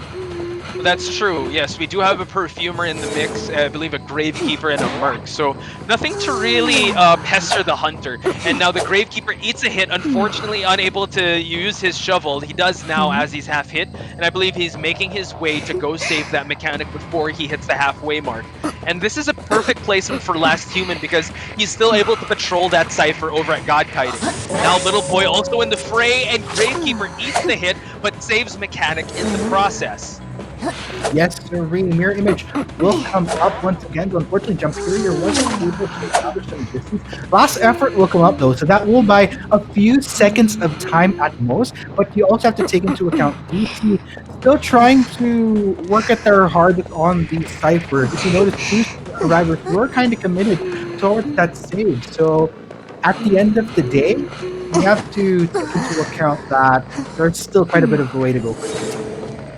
True, there's still a lot of ciphers to be popped and still 4 survivors in. Mechanic is on her second round in the chair, but we do see a very healthy Mercenary that could go for that save as the Perfumer goes to heal that Gravekeeper. And now you see the the elbow dash there. Eats the hit just so that he'll come at the nick of time, but then Last Human has her sights set on Jumperior. Jumperior hang around in the pallet area, moves over and still, just tight kites, and it's very dangerous, especially with a Dream Witch. Mechanic will be falling in a bit, but then now Last Human trying to just set his sights around the environment just to see if anybody is there to hamper her shared survivor. Yes, sir. Oh man, second time, and progress is still quite a bit to work with here for DT. That said, there you go. Jumperior third, rather, and will be out of this game. And like I said, still a lot to work with for DT, and the fact that they already lost out on one, it's a stretch that we're working with. True. Now Last Human getting out of 2-story here. I believe catches a whiff of someone there, but still moves on to the other side. Sees Hada across the bridge and tries to get Hada, the Gravekeeper, a fully healed one with still 1 shovel remaining. Drops the pallet. This is going to be a very interesting kiting session on the side of Last Human. Drops another pallet and gets hit in the process. Now Last Human is still setting his sight on this Gravekeeper. Excellent movement here, but then pallets are not going to be a factor in this kiting. Yes, sir. Really, man, Last Human's really committing towards this Gravekeeper. Gravekeeper, of course, tunneling its way through, trying to keep the distance as much as possible, but Last Human is ever so slightly closing in. Luckily, Gravekeeper did transition to a place where he can work with a few structures. Looks like, okay, what's the call here? Was kind of moving towards the stairs for a bit, but does decide to go for the left. Goes for the sharp turn. Last hit. Hiding. Little boy over here, the perfumer, still used the perfume. The after image of that Gravekeeper was just entering or phasing through that real estate, but he was able to get that swipe. At the end of the day, that not only gets them in a good position of points, but this also means, Potch, we're heading into a round number 3.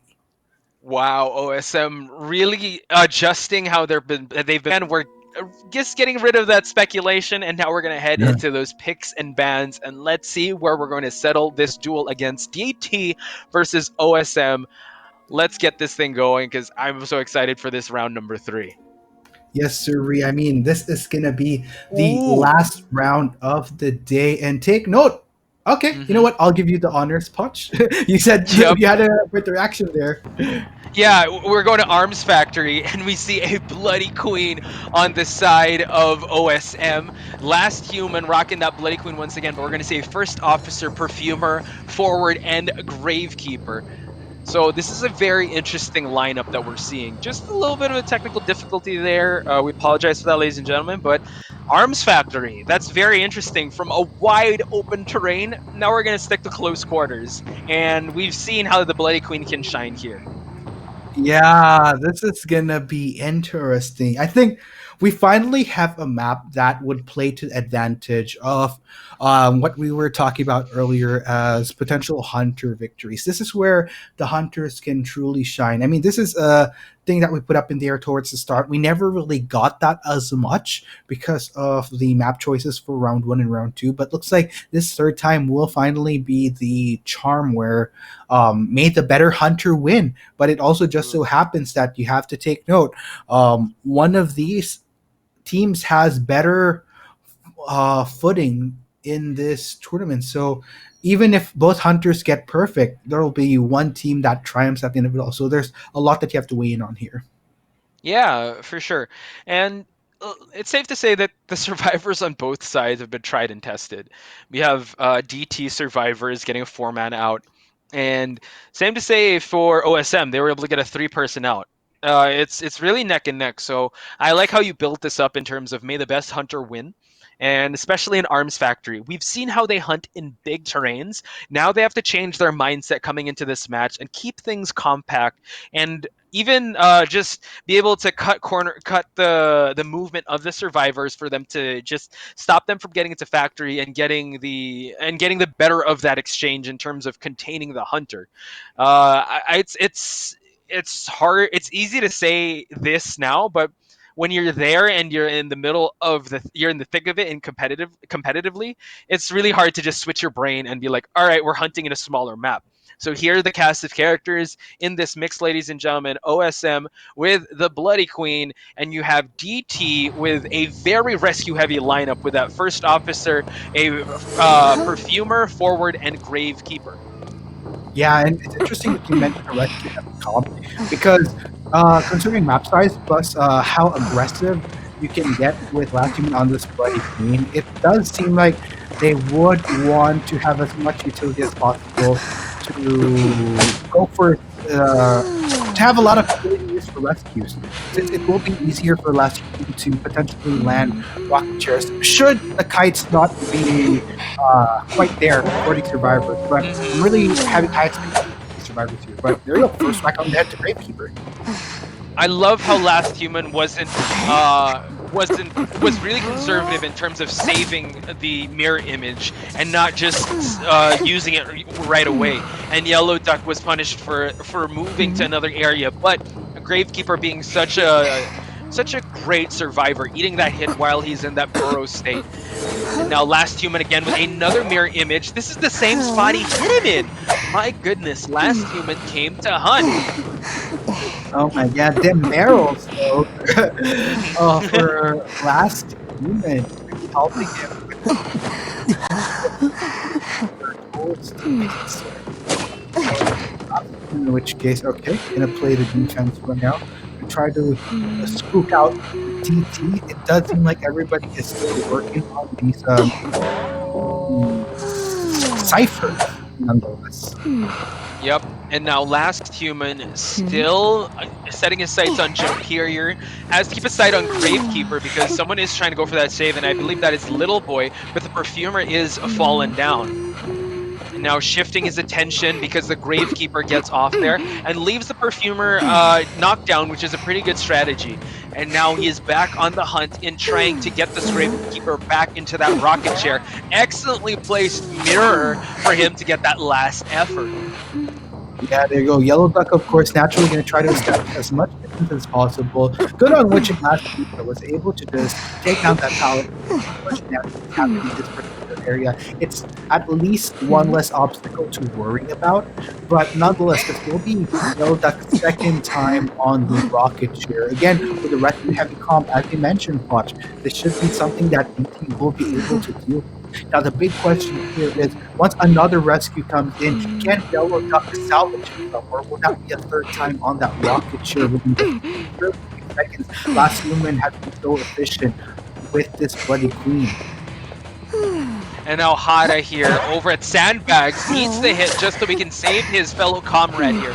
Yellow Duck with not much to work with in terms of resources because he was able to use all of that, but my goodness, gonna get punished there for dropping that pellet. Very unfortunate on Gravekeeper's side, but he will try to buy as much time as possible for his team to push those ciphers and push those objectives for them to get out of this compound. And now the Gravekeeper will fall. Now, I have a feeling that the forward might be in the area or maybe not, just for him to be able to just get that tackle in. But they're going to play it conservatively and try to push for objectives. There you have it. First survivor out of this. 3 more remaining. Cypher progress is decent, so to speak. Although, with last few on this party, that's going to be a lot more pressure that they have to work with. So they have to be careful. Oh wow, just spawned right into the factory there just to see if any of those survivors were wiggling those ciphers. Hada is still in Half-Life as well as the Perfumer. First Officer is the only one that is pushing the cipher as of now on the lower left side of the screen, and we see that the dungeon is right in the middle of the map, and Last Human is duly noting that as he tries to close out the distance with Hada with that mirror image. Excellent uses of that football to get away from the range of the Bloody Queen, but the mirror image is still going to be a factor here in terms of chasing this forward down, and he's gonna move his attention, his real body towards it, tries to swipe at him, but Hata practicing some great movement, really get that jump, and now teleport back down. Oh man, chase and shoes, in which case Jemperior working nicely with the structures mirror image will be popped in, though luckily even the Latin himself wasn't together. A mirror image just doing the dirty work for it and gets the landing. Jemperior will be going to that rocket chair now. I like how you put it. The mirror doing the dirty work, really just creating these shortcuts for her to be able to put those survivors into the rocket chair. Perfumer, first time playing the musical chairs here, and now 2 rescue characters, but the forward does have 1/4 of that rugby ball left, but he is on cipher duty as the first officer will make his approach and try to save his fellow comrade that is Jemperior. Yeah, you have to take note though, that cipher that they're banking on is still a long way to go. So Jemperior, there you go, back to the rocket chair, but unfortunate. And with that said, that will put TT in a precarious situation. Luckily, that is only second time though, so this is still somewhat doable. Yep, Last Human was able to see that the first officer used his pocket watch. Now I believe, yeah, he's waiting on the forward to just admit to him that it is prime, just so that he can make the rescue. Last Human again with that, trying to swipe the after image, and now it is the real first officer that is getting that rescue. It is so close because the Perfumer is about to be sent back to the manor. Will he will get it? Gets the charge of shot. An excellent save on this side of first officer. Forward does prime the cipher, and now we have ourselves a game, ladies and gentlemen. Yes, sir, DT has the right cards in their court now, but oh, the swipe comes in, but doesn't matter. They have that cipher ready. Pop it goes. Last human looks like we'll go for the commit onto little boy. Your image will be popped. Starting to close in though, but still looks like first officer still has his utility to work with. So this does put last human in a tricky state. You know what? I am not going to deal with you any further. Just going to go straight for this forward. That was on the side of the map. Good call in which case. Yeah, excellent shift of priority there for last human. He knew that the first officer using the backwatcher was going to take a while for him to actually get that after image right. And now sharing the forward, even though it's his first share, does put pressure on the survivor. And there we have it, ladies and gentlemen, a 2-2 for both DT and OSM. Excellent stuff. Oh man, there you have it, guys. Not a bad way to go. In all fairness, good job to DT. We were playing in a scenario where close quarters, combined with not having the best I'm not saying that these survivors weren't optimal. It's just that with so many bans, your options dwindled. But it's very impressive how DT was still able to hold their own nonetheless. Obviously, what you want to avoid is a complete wipeout. So I would say a 2-2 is very, very respectable. Two survivors out of the gate, I think, is the one of the better case scenarios that could happen. Of course, the best would be if they could get more survivors out, but just by expectation of the hunter having a better time in this particular case, I really, really think DT held their own out there. Yep. Just to do some quick math, just so that we know Yeah. the win conditions coming into the second half, the second half of this third round. It is now 10-11. OSM is in the lead just by a hair. So the win condition for DT is actually to get a three-person out, because if they do tie, OSM is still able to get at least 1 point ahead, and yeah, wait. Yes, in terms of points, totality, even though they did tie in the second and third round, in the larger scale of things for points, OSM is up by 1. Right. And um again, a tie really won't suffice for the opposition, in which case they really have to push themselves to make sure that they uh, win the. They have to have. They basically have to settle more than a tie. I think I was trying to do some math, but you know what? I'm just gonna make it easier on myself. Just get more points, Yes. so that they can get the round win. Because technically, even if you get a tie in points, we're ultimately gonna look at who won more rounds at this stage in the game. Exactly. Now, speaking of numbers and math, let's look at the containment time. Yellow Duck doing the Yellow Duck and Little Boy actually doing a lot of the containment above the 60-second mark, while Jumperior and the forward able to really push those ciphers, and it just shows that DT was really there to get a lot of survivors out of there. But OSM, last human, his Bloody Queen is still pretty good in terms of pulling out clutch victories in the last round and the previous one after that, because that even though he does prefer the Dream Witch, I believe that was banned and now had to go with the old reliable Bloody Queen. There you go. Exactly. And that presents the question as to whether or not going into this one, will they let a Bloody Queen slide going into the pick in ban? But then again, like I said, since we're playing in a map that's close quarters, there's just an abundance of options that the hunter can go for, and a lot more disadvantages that technically the survivors are working against, not only working against the map but also working against the picks that could be left available to them, just because of the handicap of losing out on three potential survivors they could have added to that mix of options, really. And just to add to the variables of our conversation here, DT's Kailua Home being a Axe Boy preferring the Axe Boy. And Axe Boy would really shine in this map in terms of the fireballs that he can conjure up, the peaceful pines that he drops, and not to mention, as we said before, how he's able to close out that distance when he puts those vines, that road, the restful road that he puts there. So, question is, will OSM be able to respect that preference of DT's Hunter? Or will they go for the meta bans and go for the Dream Witches and Bloody Queens? Because as you mentioned, and as we've seen, Bloody Queen can really hunt well in this map. Yeah, that's true.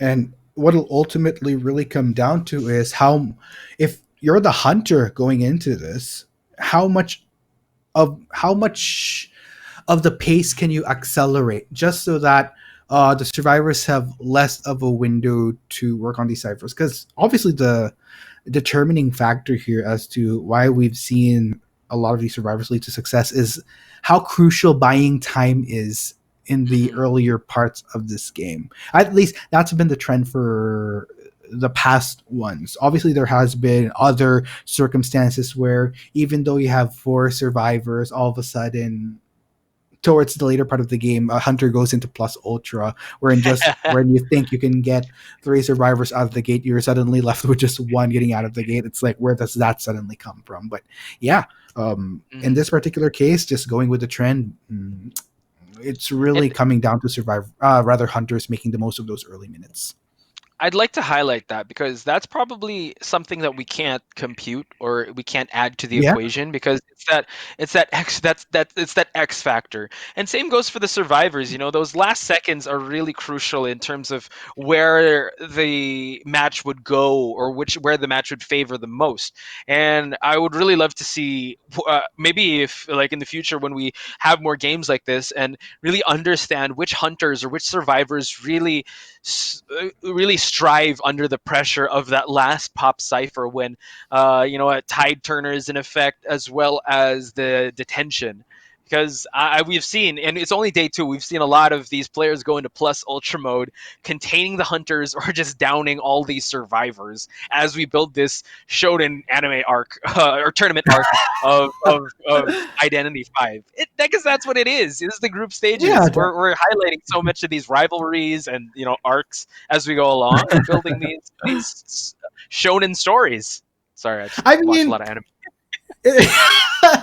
I clearly, but I mean, to be fair, it does make sense because especially for IVC, day one, right from the get go, that's what we mentioned that we as the MCs as well as our audience is looking to build up those narratives, whether or want you want to look at it as anime arcs happening or maybe your favorite Netflix series unfolding. It's up to you, but that's Yes. what will ultimately make these tournaments more interesting in the long run. Once we have those stories built up, once we see those rivalries, if a romance comes up, I'm all for it. That's something that doesn't usually happen, but sure, bring it on. But you know what? Before we get into the fandom all the more into building a fan fiction out of this tournament, luckily we have the pick and ban to stop us there. Yeah, interesting. I love the bands on this side of the hunter. We have a Bloody Queen and Axe Boy, as well as a forward. Does not want to deal with Jacket's forward, mercenary as well, and mechanic. So we are seeing a seer, a coordinator. Very interesting stuff. And we've seen a lot of Gravekeeper and Priestess. Now, who are we hunting with? And we're gonna be granted a bonbon on the side of Kilui Home. Okay, guard 26 this time around. This should be interesting, I would Make say, because take note, even with okay, never mind. Actually, sorry, my eyes played tricks on me. I'm just gonna stop my point right there. Save me, punch. Okay, sorry. Make or break time. That's what I wanted to say for DT with this bonbon, risking it all for them to be able to get more points in this group stage. And you know what? I love it's a mix of a rescuer and a stunner in terms of the coordinator, but she really needs to make that shot count. But even in such a small, compact map like this, the survivors are going to have a hard time in terms of the chase. Dealing with this bonbon, and now heading towards three pallet here. Jacket makes his way out of that situation. kites around it, and Eli Home, I'm not sure if he wants to deal with this Gravekeeper as he drops more and more pallets for him to break. Yeah, patience game in which case by just making sure that he keeps himself within contact of Jacket, constantly dropping these pallets. I think it's a good call. Even in the moment, sure, he's not able to commit towards getting hits on Jacket right away, but at least it's a long term. It's a long term by going for those pallets early, just so that in case of those prolonged fights, it gives limits to where these survivors can eventually transition. And yeah, Jacket realizing that in 3 pallets, he was able to destroy those 2 pallets. Now making his transition back over there, but then Eli Home here able to just deter him from sticking around for too long. And now Jacket hightailing him to head towards the factory and get the hit there as he drops down those pallets. Yes, sir. Really, it looks like Jacket is really trying to make the most of the terrain that he has. Already halfway through, though. Luckily, he was able to brew once again, just so that he can duck and weave away from these bombs. But unfortunately, it's not even going to be a bomb. It's just that last whack on the head that takes him down. As this guard 26 will be content with Yep. bringing his first victim for his first time on the rocket. DT's Hunter saying it's hammer time, and he's able to snipe out that Gravekeeper, and now we're going to the basement. My goodness, this is a tough rescue, but they do have a Priestess on deck, so that is probably the best person with the tools needed to make this rescue over here at Factory. But DT, though, with his DT's Hunter, Eli Home, really just making it a hard time for his Priestess to even make the approach to Factory. Absolutely. You know, it's so interesting how this area became such an how this area can flip the script from being an optimal place to kite around a hunter to a fortress where it's suddenly hard to make these rescues. Yeah, you said it best. The fortress is what he is presenting now, and now he's inside here. And I believe the priestess. Oh, someone did get hit. I'm not quite sure who, and he's just making this dance floor light up with bombs, making sure that the Gravekeeper is going to be secured and heading out, because he really needs to get all the survivors as he can for a TT to be able to move on. And now we have a tied game with one survivor being sent back to the manor. Yes, sir. This is some great circumstance that this Bon is working on. And looks like he's already slowly getting a whiff of 9 Mamos here. It's all about getting the spot on, and there you have it. The chase is on. Bombs are going to start to come in. Question is where they find him landing. So far, so good here for 9 Mamos. Hasn't endured a hit just yet, forcing the Scar 26 over the window, so just to buy a bit more time. And there you go, shots fired just to hold the fort. Wow, it's right out of nowhere over here at Water Tank.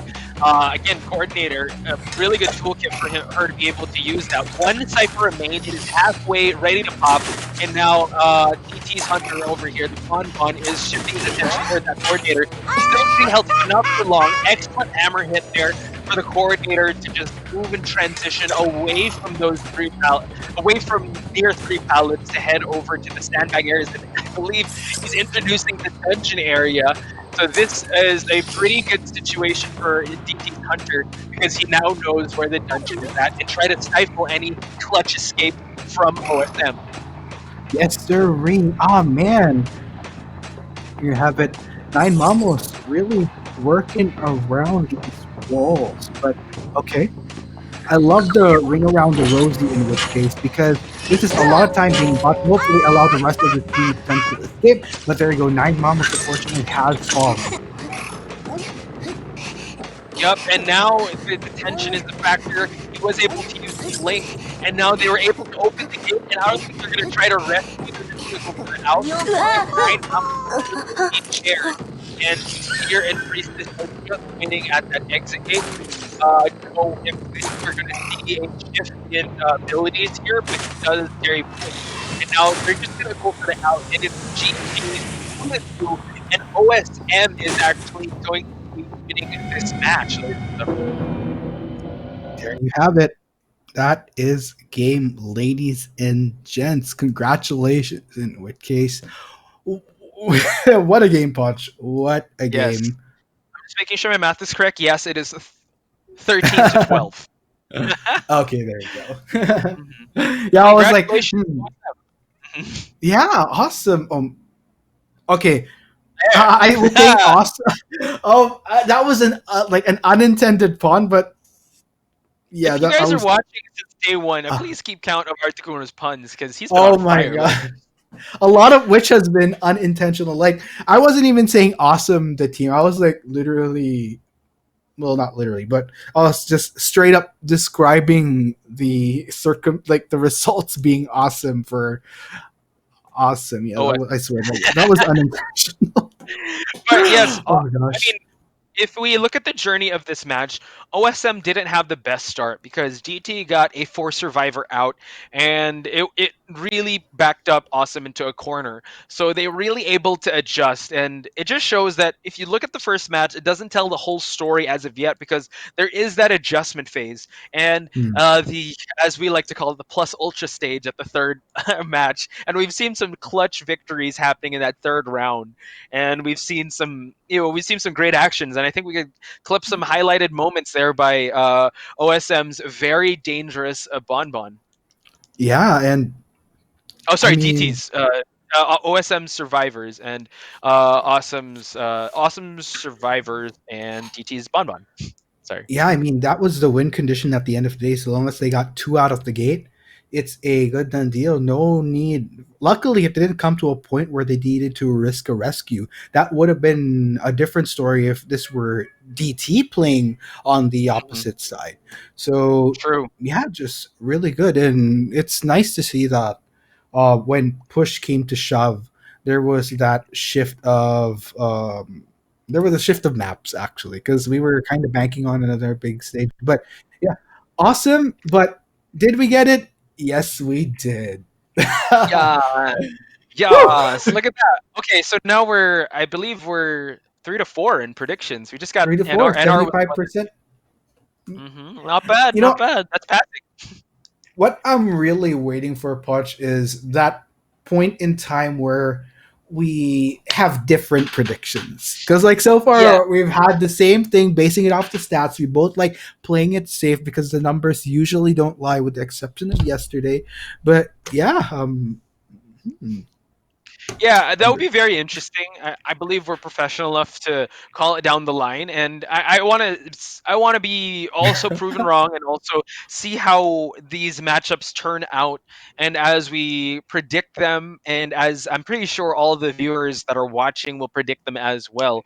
Maybe they can actually give us some insight as well in terms of maybe they've seen their region perform in local tournaments. Do let us know, so right. we'll have more at our back pocket to refer to once these guys are highlighted. But now I believe that we have more of a narrative to actually go on off of once we see the scoreboards. Yes, so let's go ahead and check out the match, the data from our recent match. Look at that decoding process. Nerokun, no care in the world.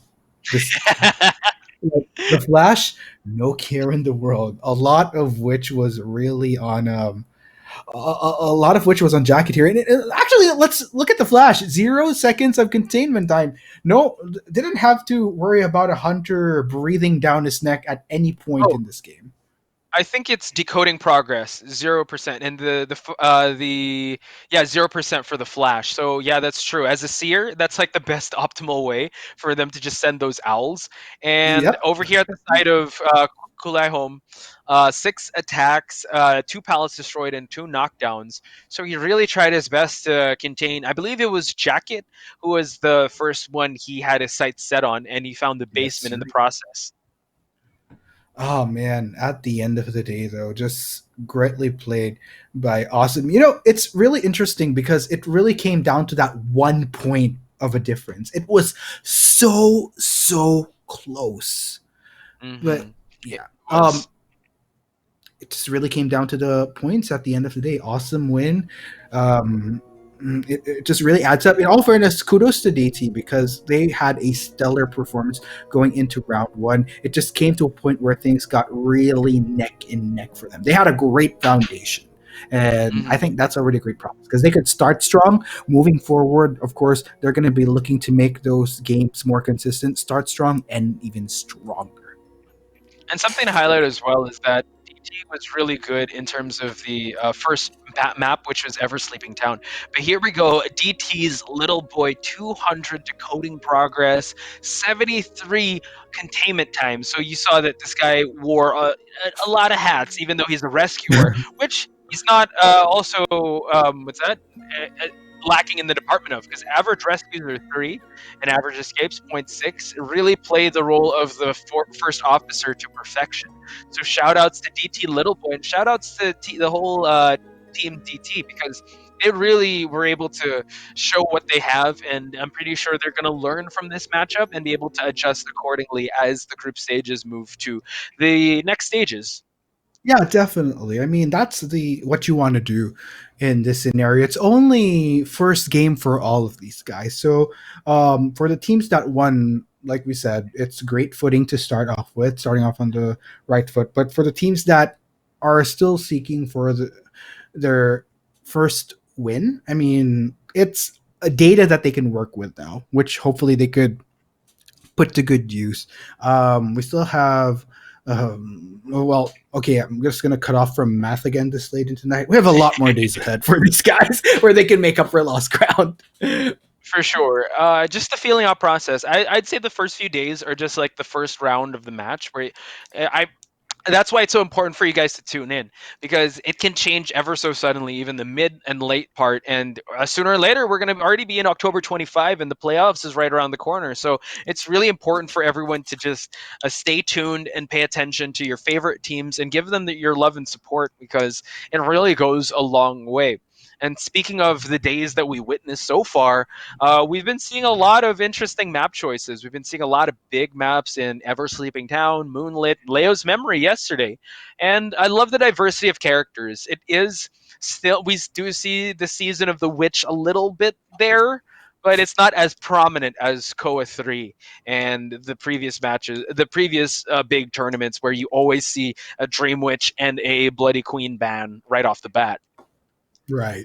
So, okay, Potch. Now that we have data to work with, this is where we could play to opinions and biases a bit more.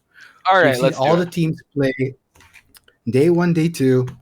Which team are you looking forward the most to as far as their run in the entirety of IVC? Do you have a particular favorite that you're looking at right now? For me, well, I'm looking at two teams in particular. First, the analyst and the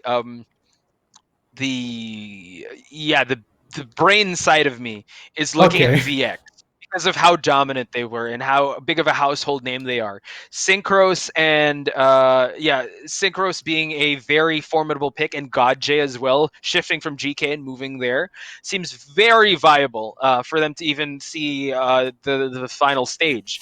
But also, the heart in me now is thinking that I'm gonna go for the team that proved me wrong, which is NR, Right. because Aris over there, I mean, he played to perfection. Dylan the Perfumer, if you guys could if you guys missed day one and watched that particular match, it's really great. And again, I didn't know much coming into it. We just saw the stats, and they proved the stats wrong.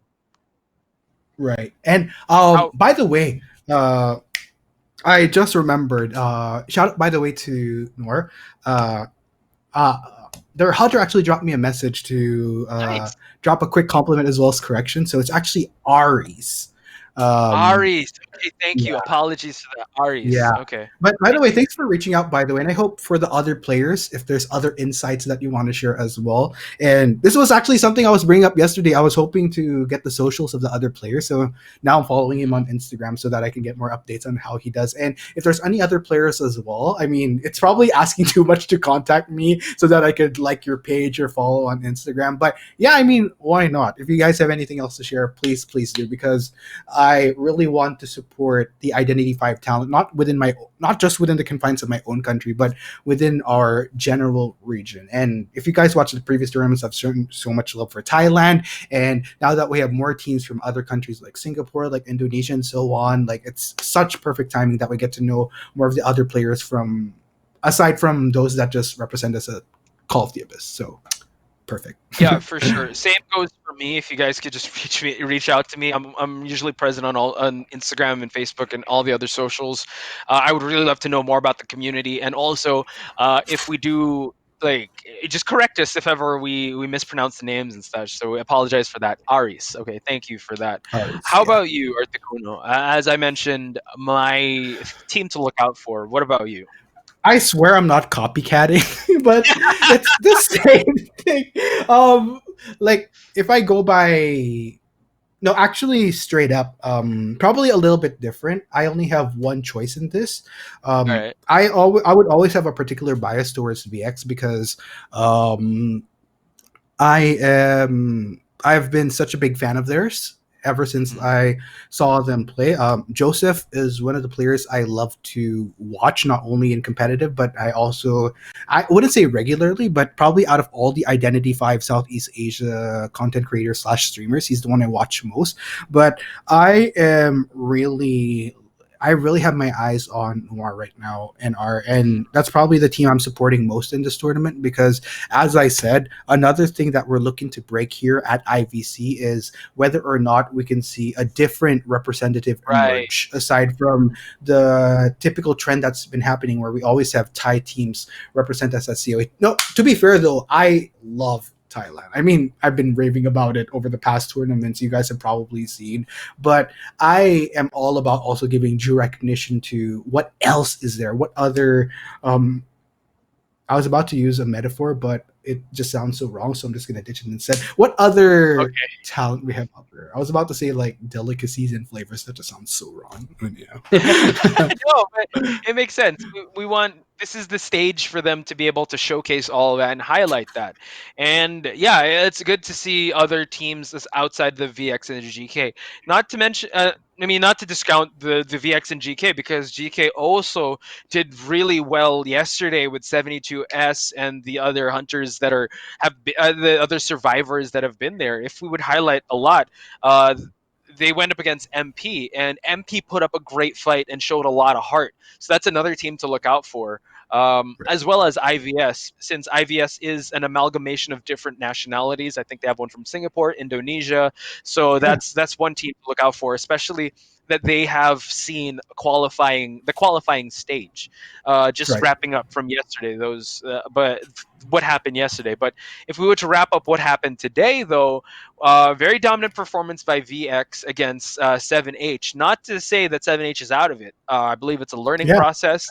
They really have they really surprised us with a lot of their picks and their plays because they really tried to take the fight to VX. Again, it's a learning experience, especially when you're going up against a big baddie like VX and a household name like God J and Synchros. And you know what? This was just a crazy matchup between DT and OSM, and I expect high things for. I expect like really high level play from all these teams. Uh, and OSM pulling out that victory today. Congratulations to them. yeah. Congrats, indeed. I mean, we have our victors. Will the tides of war change over the next few games that we have now that the players have managed to size up the competition? It's a great time to be an Identity 5 fan, in which case where we have this tournament to look forward to over the course of this month, and we'll Hmm. be sure to be with you throughout the entire journey to bring you all that action. Yeah, that said, Yeah, I believe. currently, yeah, Yeah. As of now, I think in the Thai broadcast they are interviewing OSM the Flash, and yeah, kudos to OSM. I think the Flash was the mercenary. He played the mercenary for a bit. It was very dicey at the start, to be honest, because of how dominant DT played as survivors, and as we were talking about the trend being, you know what, the hunters being the one to do a lot of the scoring. DT though, their survivors are pretty formidable, and it yeah, just shows that you know, even though that this game is it's a 4v1 asymmetrical horror, wherein the hunter is very overpowered because there's more survivors out there. It just shows that survivors can also help in terms of really gaining the lead over your opposition by having well coordinated strategy. And I believe DT was very at home in that stage, which was Ever Sleeping Town. right. I mean, ever sleeping. It's good that you remind me. I keep on forgetting that we had that map come up today all of a sudden. So, oh man, I guess we can kind of draw thoughts on Ever Sleeping Town right now. I mean, for Good. me, I think my opinion from earlier still stands where um it's somewhat doable for survivors earlier on. Could le- it's Yeah, it's early. it's so, As yeah, because I feel so scared for survivors if they have four survivor or three, fine, let's say three survivors banned, and let's say, yeah, the mercenary isn't there, the priestess isn't there. That's pretty hard for you to be able to cut corners and be able to use the real estate to your advantage. mm, So maybe we're going to see a lot of Ever Sleeping Towns early on, just so they can get it out of the equation, because Ever Sleeping Town has not been as tested as the other big maps that we've seen, like Moonlit or Lakeside. right. It's something that's still up in the air. Like even as we talk about this, I'm hugely uncertain of my theories on this map still. Hmm. But at the end of the day, I think maybe this will come to be a bigger topic.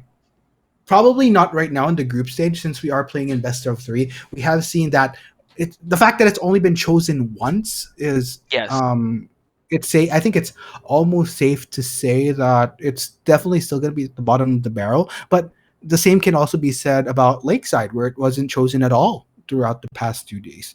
So Mhm. another thing I guess that can be said is what Also, oh, sorry. yeah yeah Just to bring up also, while we're in the conversation of mm, Ever Sleeping Town, it seems based on today alone that survivors seem to be favored in this map, because DT got a right, five survivor out, while OSM got a three. Sorry, four survivor out, while OSM got a three survivor out. So our theory is in terms, and this was first pick, so all hunters were on the table. I think it just shows that Priestess is very scary in this map, and right. we need to find a hunter that can be as optimal in this map as possible, because we did see the metas here, which were the Dream Witch and the Bloody Queen. In theory, in paper, they're supposed to do really well, but the numbers say otherwise. I think we need more testing in high level for us to conclude this theory as myth busted or confirmed. Right, right. So Hmm. I guess with that said, let's go for a bit of a wrap up today Hmm. on what's happened. Again, all games were played for all teams, one of each. So we have a total of four winners and four. That's pretty simple math, but I think it'll get more intrinsic. Just to give you a better, just to paint a better picture for you guys, here is the today's results as seen on your screen. First game of which was won by VX in a very convincing manner. Also, take note, this is the only match that we saw Yes. which didn't go into a round three. Excellent stuff. Then over on the second half, we had DT versus OSM that really went down to the wire. It was a battle of inches, and OSM was able to squeeze out a victory, even though they had a dicey start with a 6-3 deficit in terms of the match. And that just shows they have a ability to adapt to the situation and rise against the pressure. And here we have it, the team groupings. GK and VX on the same group A here at the top, while NR and OSM on Group B. So, still a lot of matches to be played, ladies and gentlemen, but rest assured that we will be on top of all the action, and we hope that you guys can join us as well, as the team groupings will be changing every time we have these matches. Yes, sir. And oh man, this is super duper exciting because over the next few days, you're going to be seeing more of these teams, but even some of the hype matches. But you know what? Team points as of Group A, GK and VX sitting at the top of the ladder with one win each. Take note, it's also very interesting that we have both GK and VX, two of our reps, within one group. So at the end Yeah, of yeah. it all, one is going to be well, One is going to be superior than the other. Yeah. I was trying to come up with a better narrative for that, but yeah. I mean, that's we so gotta fun. find the best of the best, right? So we do have to. I mean, as early as it is in the group stages to see one of these teams advance, it's really tough to call. I think we're gonna be able to see like a grand finals match early in the group Right. stages when these two teams square off. So I'm looking forward to that. But heading over to Group B, the team we were shocked with and that we're looking forward to, NR and OSM at the top there with one win apiece. GT and IVS still looking to get on the board, but still very formidable in their game plans. So again, the scoreboard will be ever changing, ladies and gentlemen. So do stay tuned. Do follow the socials of Identity 5 and the IVC so you get up to date with the standings and how your favorite teams will perform as we move along and head into the group stages and head into the playoffs. Yes, sir. And again, a lot to look forward to. I mean, Poch and I were talking about personal favorites so far. One of which was in Group A. We also have one in Group B, which is actually currently at the top of the pack. So that just leaves more to look forward to as these days goes by. Again, not only are we looking at team favorites, but also narratives that we hope to build up. And so far, the narrative is a lot of Thai teams in domination, with a Singaporean team potentially coming up for contention for tomorrow's matches. Though it'll be MP versus VX taking the stage for match 1, with Awesome versus Noir for match 2. This is actually a really good matchup that we have tomorrow. I think most especially round 2, where we have both winners of Mhm. the past 2 days facing each other. Yep, I would love. I need to do my math for that prediction when they ask it from us, because tomorrow might be the day we're actually gonna have different predictions, but we'll see. Maybe. Mhm. Maybe. MP going up against VX is also another thing to look forward to, ladies and gentlemen, because MP showing a lot of heart in day number 1 is going to go up against the very dominant VX on today. I mean, their performance today was very dominant. And now I'm very interested to see how they were able to go back to the drawing board and how they were able to adjust to the certain meta that is being presented here at the IVC. Yes, sir. So, with that said, Pot, any final message before we sign off to our viewers? Hey, thank you guys for tuning in, and I'm looking forward to day number 3 tomorrow. Love you all. Thank you again for, just loving and supporting Identity 5. Yes, sir. And you know what? We're not going to let you guys out any further, so you can have dinner, maybe get some rest. Articuno and Pot here with IVC 2020 Southeast Asia. Check out these highlights, and we'll see you all tomorrow.